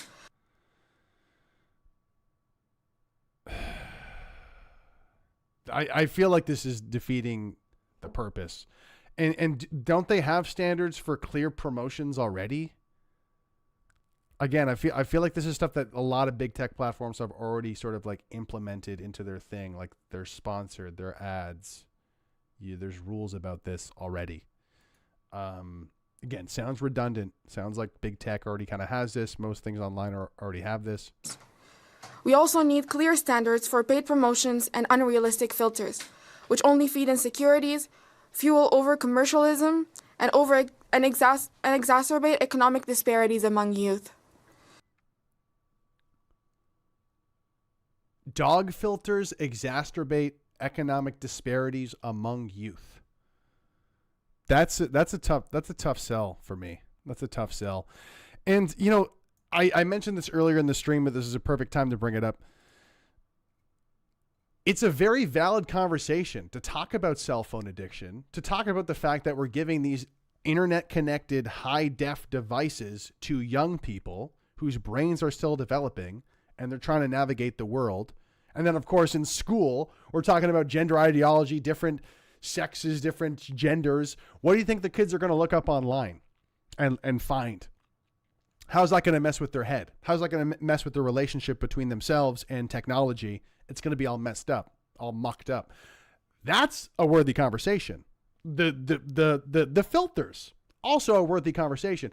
But to say that, no, we need to impose rules on the internet to control the filters and have warning labels, this conversation totally misses the mark. Like the frame of the conversation is totally messed up. Once again, it's instead of educating people, educating kids about the dangers of using the internet too much and all the crazy things that you could get mixed up with. No. We want to give the government the power to control all this for you. It's totally misguided. It is totally misguided. And by the way, all of big tech will just leave Canada. You think you're going to get Snapchat or TikTok if the government can fine these platforms millions or billions of dollars for like not putting a warning label on their fucking dog face filter? They're going to be like, bye Canada. Your market's tiny anyway. We don't care. Have fun keeping kids safe. You're not even going to be able to use these apps unless you have a VPN. That's a good stock to invest in right now, VPNs, if you're Canadian. Those will become very popular if this bill passes, but it won't. Anyway, let's keep going. And we want transparency around the algorithms that shape what we see, often without our knowledge. I mean, that one's kind of interesting, but didn't they already do that with Bill C-11? I'm pretty sure that's a redundancy. Again, I'm pretty sure part of the main thing of Bill C-11 was the government be able to see how the algorithms operate. Il est donc essentiel de tenir les entreprises de médias sociaux. Okay, French lesson, or should I fast forward? I'm going to fast forward. Protéger Act Protect Us if it does des décisions autour de cette loi. How can this act protect us if it does not actively involve us in the process? The Online Harms Act? That's fair, but I'm calling BS, honey. I really don't feel like you guys are a good representation of the youth. I feel like you're people who are like, I'm a 16-year-old and I want to get involved in politics. Like, again, that's a minority of kids. I don't think most kids want to get involved in politics and play dress up and do land acknowledgements and all this. So I doubt, I'm hitting the X button. I doubt that most kids are like this representation, this group here. Must work for us and with us. And our voices are necessary in this dialogue. Thank you very much.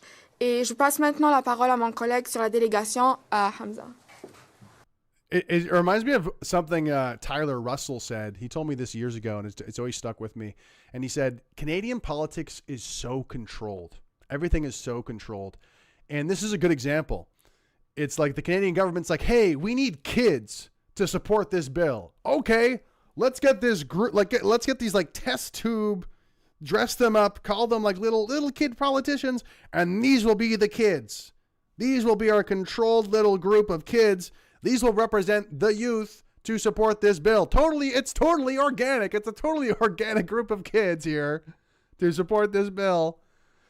Yeah, okay. Everything seems super dialed in and produced. I would be very surprised if this was a completely organic group of 16-year-olds that just wanted to get involved in politics. I just happen to be repeating Arif Virani talking points of the Liberal Party, by the way. Just a coincidence.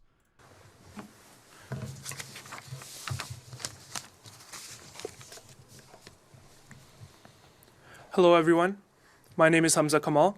I am a University of Guelph student and a delegate with the Young Politicians of Canada. Today we all stand before you to urge our leaders to come together and legislate the internet. To protect... Bro.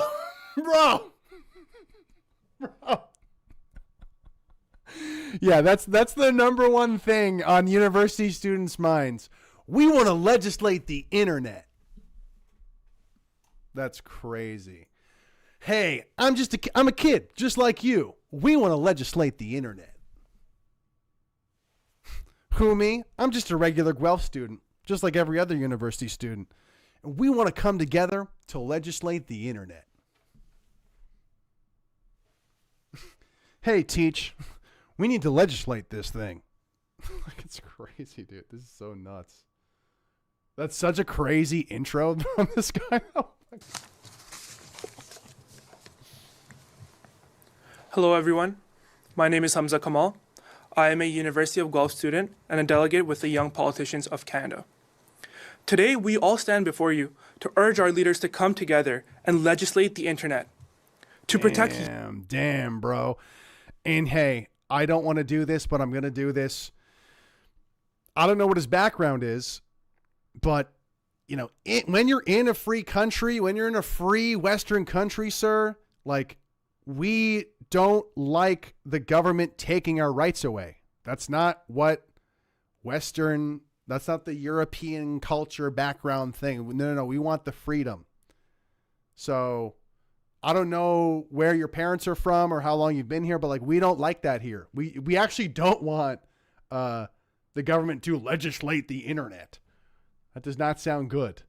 We want to keep the internet free because it reflects free speech. It reflects free thought. We want to be able to do what we like on the internet that is not illegal. We already have laws to stop the illegal stuff. Online harms. We want a safe space. We want the government to legislate the internet. We don't do that here, actually. We don't want that. Young Canadians, that includes making amendments to Bill C-63, the Online Harms Act. I wonder if it's he wants it to be more aggressive or less aggressive. Let's see. Enable broad political consensus. That would be primarily achieved by refining its approach to freedom of expression. Our organization is calling for clarity in this bill. Okay. With the focus on freedom of expression, not freedom of reach. Processing. Freedom of expression, not freedom of reach. Bro, I'm already shadow banned, bro. As young Canadians, we see social media as a vital space where we can express ourselves freely, share ideas and perspectives, even those that challenge the status quo, as long as they don't harm others.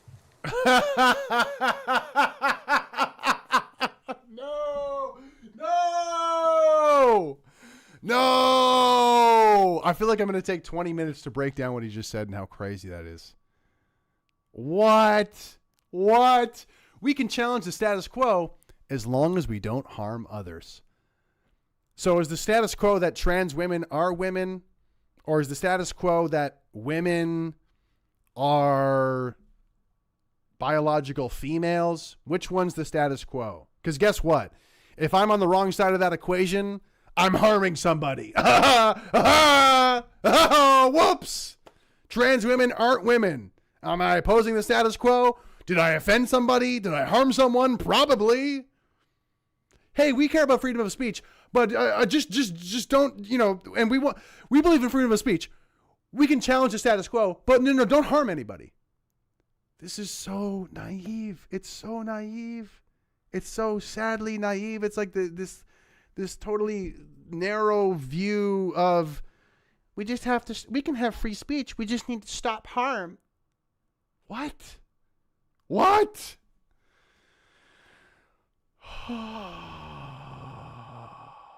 Man. God, give me strength to make it through this video. For young Canadians, this freedom to express openly is essential. It's how we shape our identities, share our beliefs, and engage in democracy. True. Real. But let's be clear. Hateful and dangerous speech shouldn't have an amplified platform. Who gets to define if it's hateful? Who gets to define if it's hateful? And let's use the recent example. Let me finish this point. Bill C-63 must ensure that while all voices are heard, harmful messages are not escalated through social media algorithms. Policies need to protect freedom of expression while responsibly limiting the reach of content that endangers our safety. Okay. That all sounds great. We don't want people fighting with one another. We don't want people opposing one another. We don't want this stuff happening. Okay, great. So what do we do with this piece of content exactly?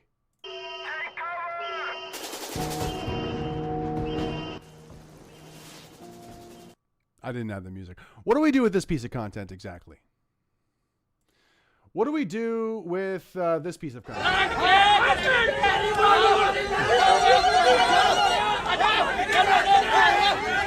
These are people with weapons. A member of a Hindu mob in Brampton holding weapons. This is just part of their identity. They're protecting their identity. Oh, whoops. Whoopsies. What's that doing on my feed? What is that? Hey, Hey, guys, get that out of there. That's harmful. Get that out of there. Arrest this man. Arrest him. It's harmful content.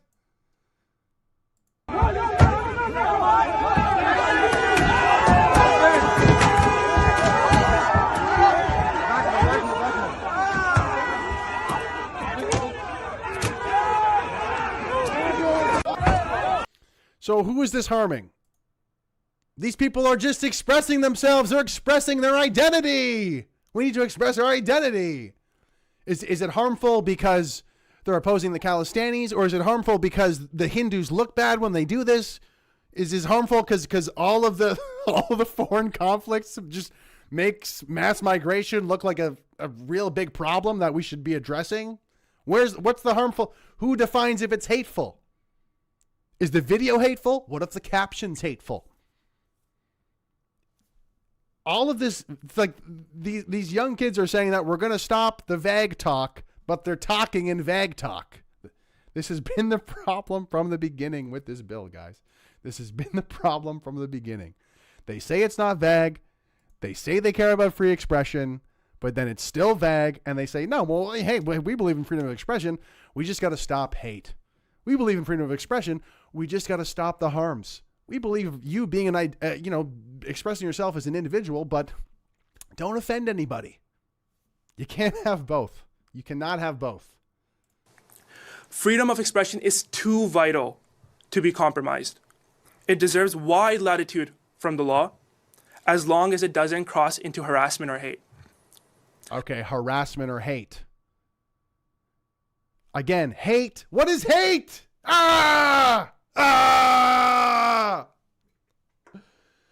This feels like Groundhog Day. When I react to these videos, it's like Groundhog Day, guys. I've been here before. I've seen this episode. Guys, if you want to help save free speech in Canada and stop this bullshit, please go to givesendgo.com/savefreespeech. We're making a documentary to expose the crooks behind Bill C-63. There's a link in the chat. It's pinned. givesendgo.com/savefreespeech. Oh my God. Help me get out of this Groundhog Day. Okay? Help me escape it.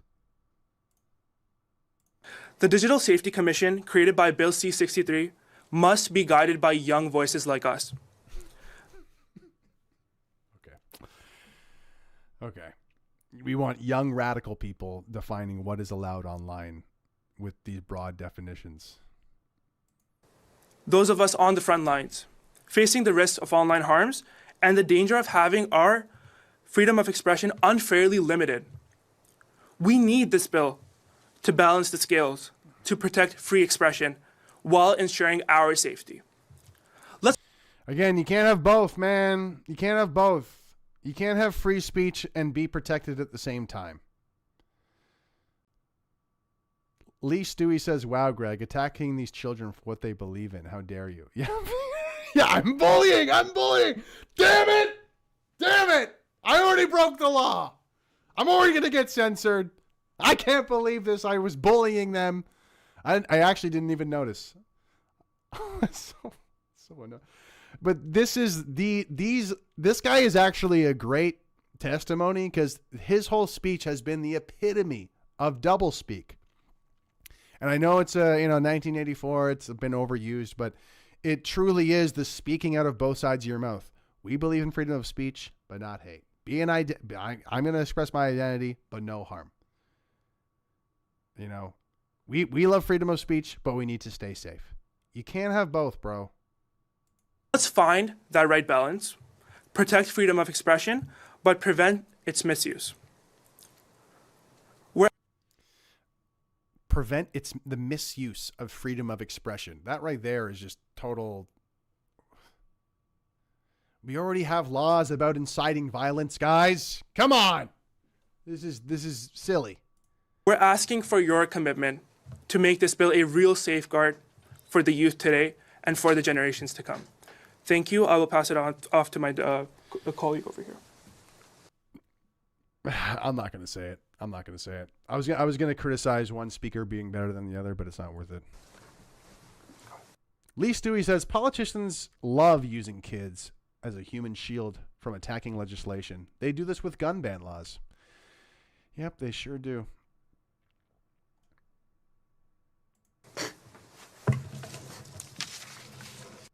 DK says listening to rotting minds.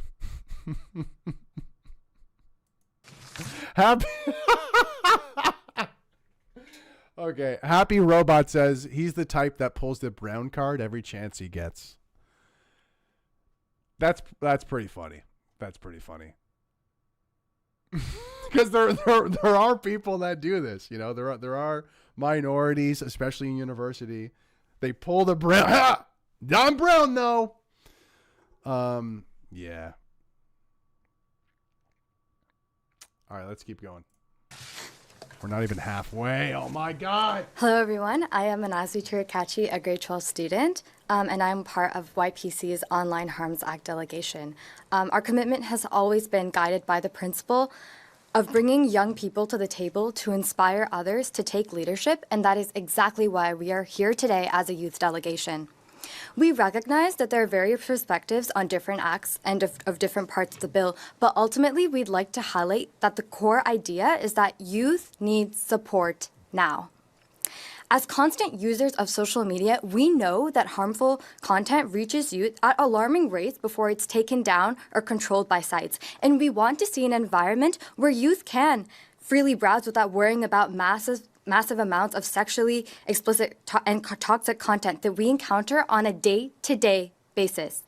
We urge parties to work together to find that middle ground to help youth. And this can be done by working with social media platforms.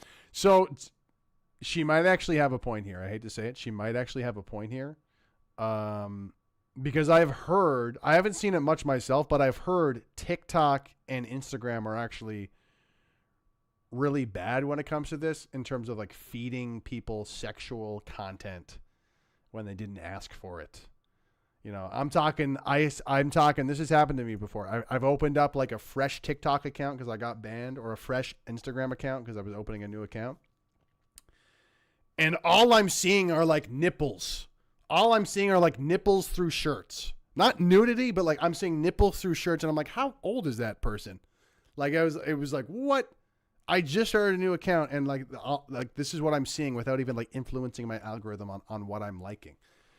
So she may actually have a point here, but once again, I don't know if Bill C-63 addresses this specifically, because in my opinion, the concern is not actually pornographic material. It's sexual content that probably is. It's a weird gray area that the big tech turns a blind eye to. But of course, I'm hitting the X button. I'm hitting doubt. I do not think this legislation would actually be able to properly legislate that. That would just be a mess. That would just be a mess. I mean, she has a point. She has a point. She be spitting. But again, this huge bundle of basket of hate speech laws, and with Bill C-63, I don't see how that's actually going to address this kind of like almost softcore, like it's not even softcore, pornographic content that she's talking about. But anyway, she might even just thrown in the porn word to make it seem like she's, whatever. Full content reaches youth at alarming rates before it's taken down or controlled by sites. And we want to see an environment where youth can freely browse without worrying about massive amounts of sexually explicit and toxic content that we encounter on a day-to-day basis. She's a good speaker. I also think it's funny because, should I say this? Yeah, I don't know. It's like, when you're a young person, what are you looking for online? You know what I mean? It's like, if you're a young person, are you just looking for pictures of rainbows and butterflies and that's all you're looking for? This idea that like, oh, we just want to be kids and not see any harmful content. It's like, I don't know what kids look for online these days, but once again, it's like, we want the government to be babysitters so they can make sure we don't see anything online that's going to upset us. You really kind of sound crazy that you want the government to babysit you on the internet. That's actually kind of nuts. Again, she does have a slight point with some of the sexual content, maybe, but again, who's going to define all of this? Some group of unelected bureaucrats is going to decide all this, and I'm going to trust that they're not going to censor political speech they don't like? I don't think so. Yeah, then Lee Stewie says, they'll show chicks with dicks in books at schools, though. Yeah, exactly. They really care about protecting kids from sexualized content. Bullshit. They literally have softcore porn in the library at school. But we want the government to make sure that the kids are safe online. It's bullshit. Great point, Lee. we urge parties to work together to find that middle ground to help youth. And this can be done by working with social media platforms to develop certain tools and features embedded within the app to regulate explicit and harmful content. They already have this once again. Like how like boisterous and arrogant is the Canadian government to think that they're going to improve the user experience on Facebook? You know, like it's crazy. No, but us, the Canadian government, we're going to improve Facebook better than Facebook is. It's like, I don't buy that. Everything that the government touches turns to shit. I do not think that some piece of legislation written by the Liberal Party is going to improve the user experience on Facebook. I really doubt that. Examples of these tools can include... Your Fav Karen says it's called the block button. Yeah. It's called the ignore this. It's called the keep scrolling. It's called the I don't like this. Great point. You are free to not consume. You are free to look away. You are free to dislike, to downvote, to just keep it moving. Walk away from the screen. You're free to not be addicted to your phone. But of course, I doubt this will even come up. Include customizable options that adjust both the niche of the content and content settings, such as flagging specific words or themes, as well as incorporating feedback mechanisms and other similar features. You know what I need to do? I need to get somebody who's worked in big tech before to I need to get these clips together and get somebody who has worked in big tech before and show them all this. And I'm sure the person who's worked in big tech will be like, yep, we already do all of that. Another option could be developing alternate versions of the platform that are specifically tailored for underage youth, giving youth that opportunity to use safe, age-appropriate platforms that display content that's suitable for them. Oh my God, guys, I gotta show you something. I gotta show you something crazy. Oh my God. Bro, check this out, bro. Bro, you gotta check this out. Guys, check this out. Oh my God. What's this? Oh my God, it's YouTube Kids. I'm a kid. I'm a parent. Get a parent to set up YouTube Kids. Let's just say I'm a kid. Oh, you need to get a parent to do that. Yeah, YouTube already has this. It's a whole thing called YouTube Kids. Great idea, though. Google's on top of it. They already got it. And this is the thing. Like, are we supposed to are we supposed to really take all of this seriously? When these people don't even know the first, like maybe if she mentioned like YouTube Kids, maybe Facebook should have something like YouTube Kids. Then maybe they'd have more credibility to their argument. But they're not even mentioning the existing tools on the biggest tech platforms in the world with the most traffic. I'm sure Netflix has the same thing. You're not going to mention the existing tools. That you're going to act like this doesn't even exist. These people sound crazy. They sound ignorant to the topic that they're supposedly like really passionate and caring about. It's like, why wouldn't you mention anything about YouTube? It's just insane. We've been in meetings with MPs all of yesterday that come from various stances on the act, and ultimately, we all want to see a version of this bill pass. I disagree. I'm bullying her. I'm bullying her right now. I'm bullied. Hashtag bullied. But someone said brown snowflakes, bro. Oh my God! Now. Hey, time to get your bullying cap on. Whoops! Time to get your bullying cap on, guys. Oh, just smashed my microphone. I think we're good. That last thing she said is crazy, though. We've been in meetings with MPs all of yesterday that come from various stances on the act, and ultimately, we all want to see a version of this bill pass, even if what it looks like is a little different for each of us. I hope to see all parties work together to develop a version for the bill that genuinely benefits youth. What are we even talking about here? Genuinely benefits youth. We truly believe that social media is such an incredibly powerful tool with so much potential, yet it's disheartening to see how the harmful effects can detract from that experience. By working the harmful effects. I wish they were specific one time on this. Just one time be specific on what's harmful. Together to make the necessary changes, we can create a safer and more positive online environment for youth today. I will now pass it on to my colleague. This honestly insults me as someone who loved the internet growing up. Because part of the beauty of the internet is the chaos. The universe, the world, reality is a crazy place. You know, you walk along the street, maybe you see a beautiful sunset. Maybe you see animals fighting each other. Maybe you see, I don't know, maybe you see like a rotting apple. Maybe you see, you know, a homeless guy. Maybe you see a couple kissing. Maybe you see, you know, people being racist. Like you'll see all types of things in the world. When you go online, it's kind of a reflection of that. You're going to see all sorts of things across the spectrum. You're going to see people shitting on each other in the comments.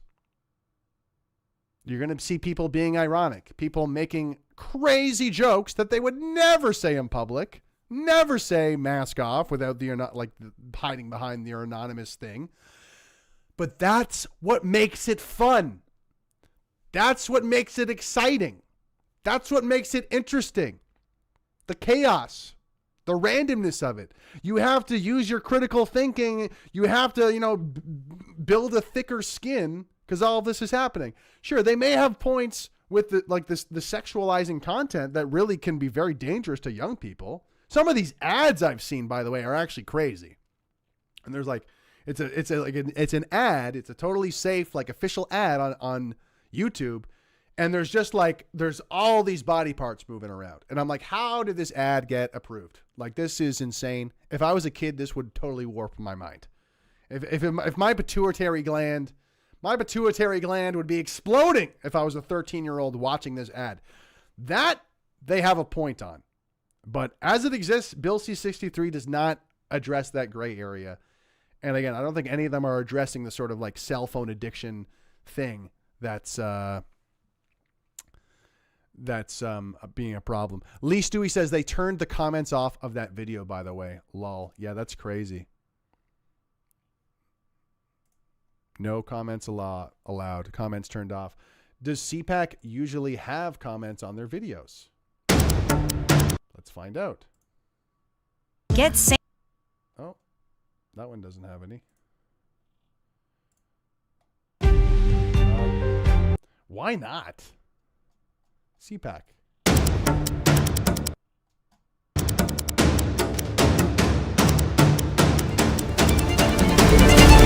Okay, that's actually so funny. The title of this video is Watch for Democracy, and the comments are turned off on every single video. Are you kidding me? Like how? That's so ironic. Democracy, by the way, shut the fuck up. We don't want to hear your opinion about anything. We're CPAC. Watch for Democracy. That's our brand. But we do not open the comment section. No. No way. That's way too dangerous. Watch for Democracy. Democracy dies in the darkness. You need to let people have free speech, but not on our comment section. We need an open debate, but not in the comment section. We want to hear from you, but not in the comment section. Thank you. Thank you, CPAC. Very cool. Bonjour à tous et à toutes. Je suis Spencer Lambert, directeur des politiques des jeunes politiciens du Canada. All right, guys. French lesson. Let's go. Come on. De tout, c'est le cas aujourd'hui. Des discours à l'incitation à la... This guy is a wannabe Trudeau. Look at him. And I know I'm bullying these kids now. I guess I just bully minors now. But again, 16 young people who are like, I want to be a politician. You represent the youth, young people who want to be a politician. You represent the youth now. Okay, you look like you idolize Justin Trudeau. You know, these are the type of people who are representing kids today. Yikes. La haine et même à l'harcèlement en ligne. You know, there's a reason why there's 7 young people on this table today, or on this stage, and there's many more in the back, and there's many more across Canada who are calling for action, because I know firsthand what this means to us. The reality is young Canadians today, many of them are dying because of lack of political inaction. And that is why. Bro is going for it. Bro is going hard. Kids are dying. Kids are dying because we haven't legislated the internet yet. That's a crazy hot take. I mean, it's so funny how, it's funny how in the media, politicians, they always like characterize like the far right as the radicals. These people are the radicals. These are the people who are being radical. I just want to maintain free speech in Canada. I get called a radical. Even the Diagolon guys, they're like, hey, can white people stand up for themselves? No, we need radical demographic change. Shut up. But we're the radicals. Like it's totally backwards. Like we're the normal people. Okay. It's the people on TV, the status quo, who's just radicalizing things and ramping things up. They're the radical people. We're the normal people. I just want to clarify that.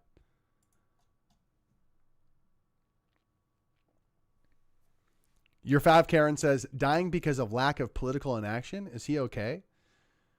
I mean, you could make the argument that there is political inaction that's causing the death of people for different things. Like taking care of the homelessness crisis.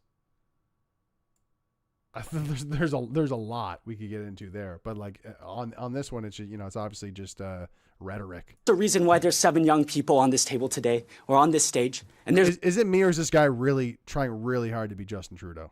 One's in chat if you think this guy is trying really hard to be Justin Trudeau. Type a 1 if you think this guy is trying really hard to be Justin Trudeau right now. And it's drama class energy, okay? It's drama teacher, it's drama class energy. Sécurité en ligne, ils sont constamment exposés à de l'imagerie pornographique, à des discours à l'incitation à la haine et même à l'harcèlement en ligne. There's a reason why there's 7 young people on this table today or on this stage, and there's many more in the back, and there's many more across Canada who are calling for action, because I know firsthand what this means to us. The reality is young Canadians today, many of them are dying because of lack of political inaction. Many of them? I mean, I bet more kids are dying because of the COVID lockdowns and how isolated they became and how dependent they became on technology. Maybe that's, once again, are we talking about this sort of messed up relationship that kids are having with technology and how that alone is probably making them depressed? But let's not have that conversation. No. Let's just encourage the government to legislate content on the internet. Not taking a step back and seeing how like so much of our lives of children is like this on Zoom screens. No, let's not talk about that big issue of how you could consider this crack cocaine and how we give it to children at a young age and push them all into Zoom classes during COVID. No, let's not talk about any of that. No, we just need the government to legislate content online. Isn't that swell? Give me a break, man. And that is why we are here today in Ottawa to discuss it.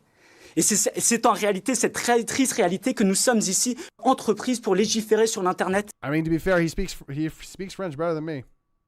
Ont déjà fait avec la loi sur les préjudices en ligne. Mais elle ne Yeah, no, people are saying lack of political inaction. Yeah. I could take the low-hanging fruit, and the one kid said privilege, like pillage or something. There's a lot of crazy, they're kids, okay? I am trying to give them some benefit of the doubt. They're probably very nervous.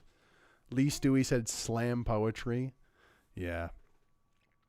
Kelly Lloyd said these kids are sickening. It is kind of creepy, not going to lie. You see this guy in the back? What's going on there? I don't know. I want to be in politics. Yeah, I want to be. I'm a 16-year-old. I want to be in politics. I'm going to show them. Yeah, I got bullied online. Now I have the power to censor you and throw you in jail for being harmful. Are these the type of kids that represent the youth?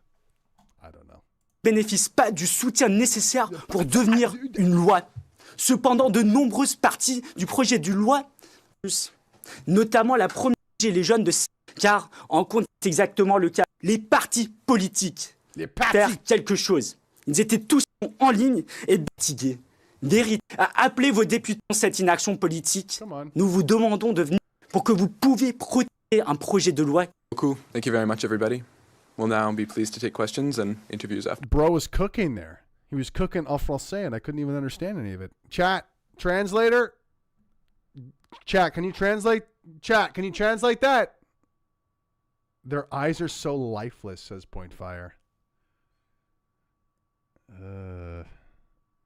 I mean, I called it out at the beginning. Like, I feel like this, no offense, but I feel like these kids are not a good representation of the average kid today.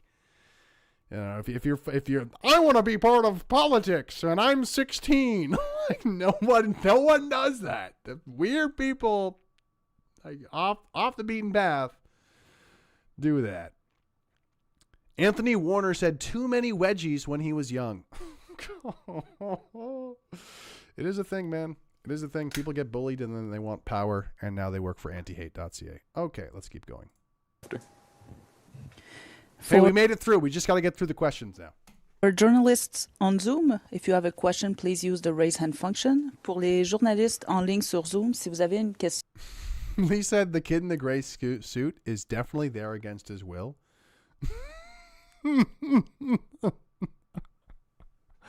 That's kind of funny. Hey, we need another minority in there. Yeah, put on this suit, kid. Just stand there. Don't worry. You don't have to say anything. Just nod along with the rest of them.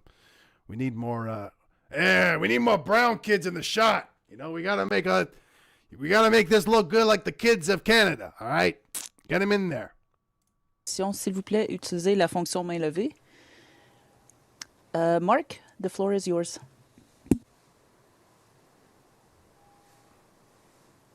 Hey guys, thanks for taking the question. I'm just curious, you mentioned kind of clarity as one issue you have with the bill. Can you just very clearly outline what specifically are the biggest issues you have with the online harms bill and what exactly you'd like to see changed? Great question. Thank you so much, Bark. Nice to see you again. I'll pass this to Spencer. And nice to see you again. Happy to get some other voices in here too. True politicians are already friends with the media when they're asking questions. Isn't that crazy? They're like, hey, I'm a politician. What did you do? Well, I had a drink with the journalist before the press conference. He told me the question that he was going to ask before the press conference. So I prepared to give the canned answer before the press conference, which I then repeated the canned answer at the press conference. Hello, I'm a politician. I speak from the heart. I care about the people. I collude with the journalists. And that's politics, folks. That's Canadian politics. These kids are doing great. Yeah, definitely. Again, I'll take this question in English because it's asked in English, but I think the way we operate online is very different than the way we operate in person, right? There's one way we interact in person, and we also have hate that defines how that operates.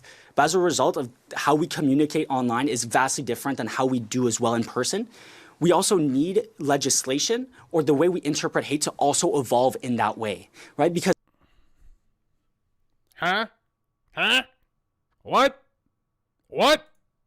Result of how we communicate online is vastly different than how we do as well in person. We also need legislation or the way we interpret hate to also evolve in that way, right? Because as we said, we have all the delegates here that we want to ensure that there's still a freedom of expression without infringing on that right. We have to be able to see what's comical, what's not. And the reality what's comical, what's not. Okay. And the reality is in the online world, that takes a different sphere of what we see in person today. So that is specifically the clarity that we want to see. But as well, we want to see. Bro, that's not an answer, bro. My dude, homie. Delicious word salad, said Dumpster Fire of Hits. Yeah, no, exactly. Like, bro started deflecting so good. His problem as a aspiring politician is like, bro, if you're watching, you made the deflection way too obvious. You didn't even give us the impression that you might actually answer the question. Watch this. Watch how a very pointed question. Hey, could you clarify? What do you want changed in the bill? This is the start of his answer. The way we operate in person. some other voices in here too. Yeah, definitely. Again, I'll take this question in English because it's asked in English, but I think the way we operate online is very different than the way we operate in person, right? There's one way we interact in person, and we also have hate that defines how that operates. But as a result, I don't think that made any sense. I mean, they're just kids, but you know, it's funny. Sometimes the kids are actually doing them better than the real politicians. You know what I mean? It's like, now that I think about it, actually, maybe this guy is better than Stephen Guilbeault. Is this guy better than Stephen Guilbeault? This guy actually might come across better. You know, although he stumbles and his words make no sense. There's actually the hate online and in real life, and we have to make sure it evolves with that. He's almost got like more riz and more charisma and charm than some of these existing politicians. Maybe they should sub some of these guys out. Voltman Plutonimus says the hate specialists. I like that. Yeah, what do you want changed? Says Raging Against the Machine. Is he going to answer the question? No. how we communicate online is vastly different than how we do as well in person. We also need legislation or the way we interpret hate to also evolve in that way, right? Because as we said, we have all the delegates here that we want to ensure that there's still a freedom of expression without infringing on that right. We have to be able to see what's comical, what's not. And the reality is in the online world... That's so subjective, bro. What's comical, what's not? I think you acting like Trudeau is comical. I don't know. That takes a different sphere of what we see in person today. So that is specifically the clarity that we want to see. But as well, we want to see in a bill that is technically targeted to youth to be genuinely targeted to youth, right? When we talk about safety commissions, we want youth to be a part of that. So we want to constantly be part of that discussion.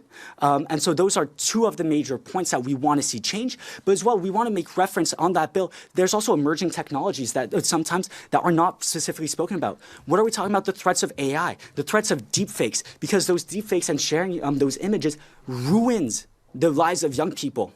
And I know for many of you out there who have children, grandchildren, that is a threat in our classrooms and on our university campuses. So those are sort of the changes that we want to see. That's a clarity that we want to see brought to the bill.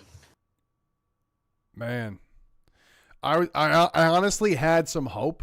I had some hope for these kids. I thought, okay, maybe they'll actually get specific. But I mean, that was honestly a really good Trudeau answer. Like, in terms of impersonating Trudeau, this guy's actually doing really well. He's deflecting. He's not answering the question. Half of his sentences don't really make sense. He's saying, but we care about freedom of speech, and now I'm over here. Now I'm talking about this. Doesn't answer the question whatsoever. And that's how we're going to be more clear.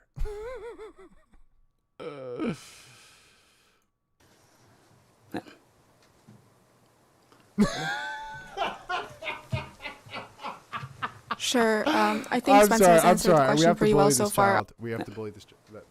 That awkward silence at the Lives end. of young This is tough. This is tough. That awkward silence at the end. Deepfakes and sharing those images ruins the lives of young people. And I know for many of you out there who have children, grandchildren, that is a threat in our classrooms and on our university campuses. So those are sort of the changes that we want to see. That's a clarity that we want to see brought to the bill.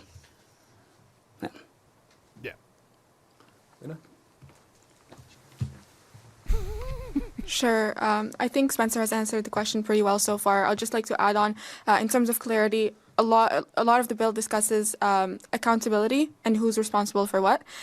We have social media platforms as stakeholders. We have parents as stakeholders. We have the youth themselves who are affected, and we have the rest of the Canadian population.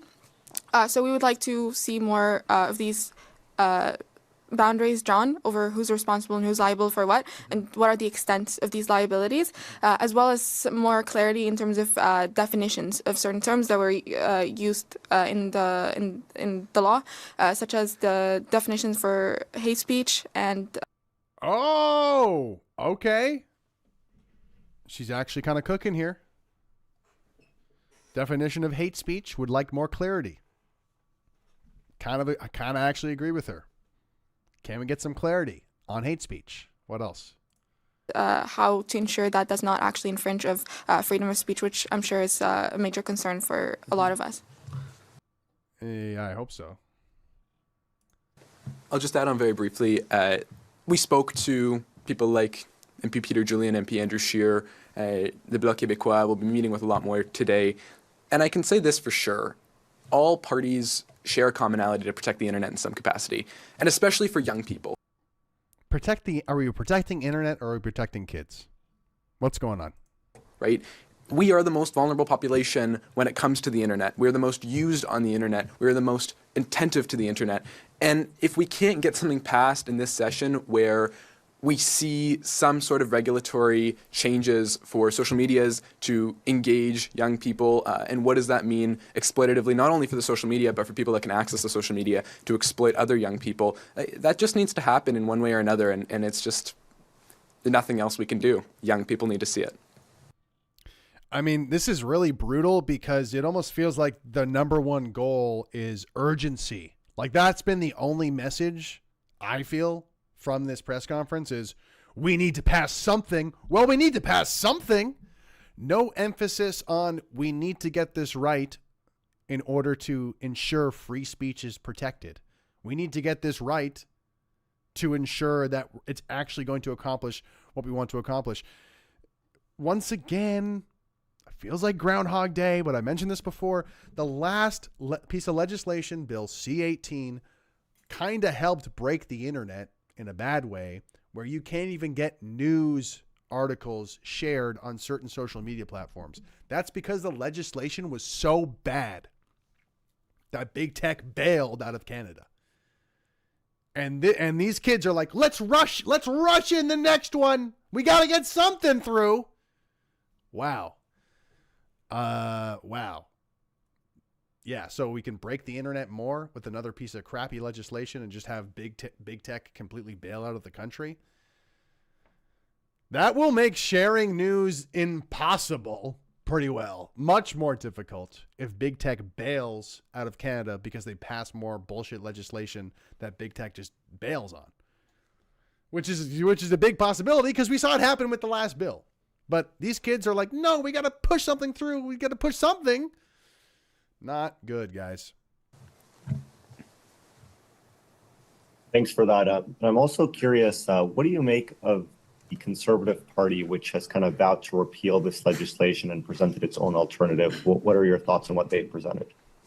Yeah, thank you. I think it's exceptionally important for all parties to realize this is not a bill about parties. This is not a bill about politics. This is a bill about every young power. It's a bill about power and censorship and control of speech online. But please continue. Person in Canada that, like I said, is looking at a screen 7 hours a day. All of the parts about every young bill about parties. This is not a bill about politics. This is a bill about every young person in Canada that, like I said, is looking at a screen 7 hours a day. I love how that part doesn't get interrogated at all. I mean, we all know kids look at a screen 7 hours a day. We got to do something about it. How about encouraging kids not to be on their phone as much? Why is that not part of the conversation at all? You know, like these poor kids are afraid of cyberbullying. They're afraid of harmful content because they're online all the time.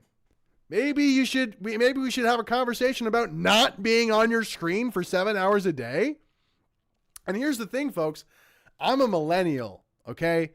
I didn't have smartphones until I was in like university or something. So turning like 19. These kids have had smartphones since I don't even know. But in their most influential, impressionable years, imagine half of your day looking at a screen.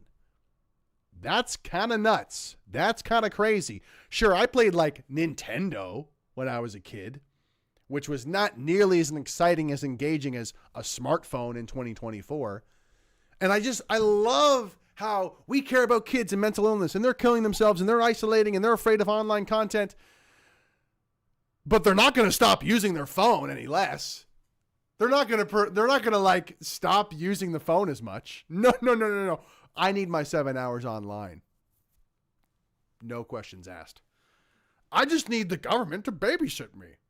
I need the government to protect me from harmful content online. That's what we need. I'm not going to stop using my phone. No. I'm not going to. Absolutely not. It's crazy. And like, how many hours are you awake a day? 18-ish? 7 hours online. So like almost half of your day is looking at a screen, and you're a young person. I think this is something that's very much worth talking about. But instead they're like, look, we're kids. We spend half the day online. We got to legislate the internet. This is like totally misguided. There's a really genuinely good conversation we could be having here, but it's dominated by, thinly veiled authoritarianism, people who just want more control on the internet, and they're using these poor kids as sheep, as pawns to try and push through their shitty legislation. That would be the end of free speech in Canada. If you guys want to help save free speech in Canada, go to SavefreeSpeech.ca, support the documentary. You can hit the donate button at the website, or you can go to givesendgo.com/SaveFreeSpeech. Any little bit helps. Any little donation helps to help fund the documentary and to help stop Bill C-63, to stop this from happening, because there's not enough resistance to this stuff going on whatsoever. We only got a couple minutes left. Let's get through it. Let's go. All of the parties agree that's an issue. All of the parties agree that there is exploitation online. When I say that's an issue, I mean the exploitation online. All of the parties agree that young people are a target and are a threat. And I think it's a matter of parties sitting down with one another, House leaders sitting down with one another, and finding the commonalities, because I know there is. We know there is. That's the fundamental protection of youth in Canada. People have different perspectives, absolutely, and we all have different philosophical points of view, including the people on the stage. But if we can't sit down to find what we can agree on from the get-go to support the basic needs of youth, then it's not democracy. Another word salad. I'm not even going to touch that one. That was just a mess. Yeah. We have time for one more question on Zoom, if anyone has any. Nous avons le temps pour une autre question en ligne, si quelqu'un en a une. I think that's it. Thank you so much, everybody. Your Fav Karen says, this is basically the gun ban for the internet. Ban, censor because of the bad guys doing bad guy things. Yeah, I mean, you could probably see this across the board in terms of don't let a good crisis go to waste. Politicians will point at actual crime. They'll point at actual bad things, pedophilia, like all these bad things happening, and say, that's why we need more power. See this poor woman who trusted a pedophile to babysit her child and made this horrible decision that's totally just horrifying consequences. Because this woman trusted a pedophile, now you don't get freedom on the internet anymore. Totally misguided, totally dishonest. And was there anything good that came at this press conference? Not really. There was the one point the woman made. It wasn't her. It was the second one. This young woman made a good point at one point of like, because there is this sort of like, it's not pornographic, but it's like very sexualized content that does get fed to kids. I've experienced it myself. Guys, no N-word towers, please. Come on. I mean, what grade are we in here? It's a good one, though. It looks good. Beautiful. Look at that tower. Yeah, that was the only good point, really, in that whole thing. And the rest of it was very much political talk. It was very much what politicians talk about, which is speaking out of both sides of their mouth. So, yeah. Thanks for tuning in, guys. It's getting late here. If you want to help save free speech in Canada, please go to SavefreeSpeech.ca. givesendgo.com/SavefreeSpeech. Donate to the documentary. You can also email your MP as well. We have an automated thing there where you can, contact your MP. You go to SavefreeSpeech.ca. Oh, my head's in the way. You can click on action. Click on action. You can jot in your postal code, and then your actual MP will show up. We don't take your data, SavefreeSpeech.ca does not save this information. You just pop this in, and then you copy and paste the stuff, and you put it in your own emailing app. And we have like a kind of pre-written thing. Feel free to change it, add your own what have you. And we want to stop Bill C-63, okay? We want to stop Bill C-63. All this stuff of fixing it, the things that are illegal, things are illegal already. And the only good things in Bill C-63 are redundant. Big tech already does this, or it's illegal. Okay? So it's redundant. We don't need a bill for this. It's already illegal, or big tech already has a lot of things covering it. There's nothing good in this bill. It's clearly a Trojan horse to say, we're going to protect kids online, but it's going to steal our freedom of speech. Not online either, online and in real life. Not enough people talk about that aspect as well. They say it's protecting kids online. It's going to implicate free speech everywhere, even offline. So what's even going on here? And the fact that it's not being brought up whatsoever, barely by anybody, sort of cryptically by the conservatives, not enough noise is being made about this. I have a lot of work to do on that note. But anyway, thank you so much for watching. Big D, 2 flips, 4 twists, Raging Against the Machine, Derek's, Sittler, thanks for hanging out. Squay, Leaf Nurse, One More Quarter, Teresa Longobardi, Billy Bob, Frosty B. Rocks, Chris Pappas says there are parental controls you can utilize as a parent to monitor your kids' internet usage, including their phones. This bill is ridiculous. Very well said, sir. There's a lot of things you could do to protect and monitor your kids online. Encouraging them to not use their phone as much is a great one. And that's what I would love to see. If there was research propaganda putting into, hey, this is how damaging giving high-tech devices to your kids is for their mind. Yeah, I would totally support messaging like that, a conversation about that. But this is not that. It's a Trojan horse to take away our freedom of speech.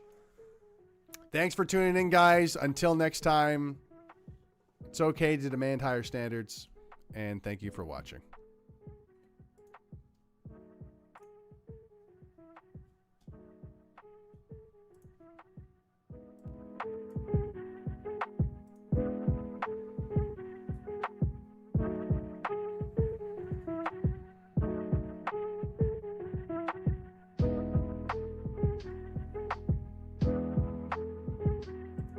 Hey, hold on. Nicholas with $5 says, thank you, Greg. You're the realest in the Canadian media game. God bless, with a cross. God bless. Thank you, Nicholas, for the $5 and the very sweet message. I appreciate it. And, you know, I feel like I could be, you know, being more successful if I was less honest or focused on other things. But to me, this is do or die. This is saving free speech in the country, because I've seen the trends in this country and people are sleeping on this bill. And if it passes, man, that would not be good. I can't let that happen. So I appreciate your support. I appreciate the kind comment. And yeah, I'm sure I'll be back soon with a stream and more content exposing this BS. But thank you for the super chat, sir. And have a good one, guys. Cheers.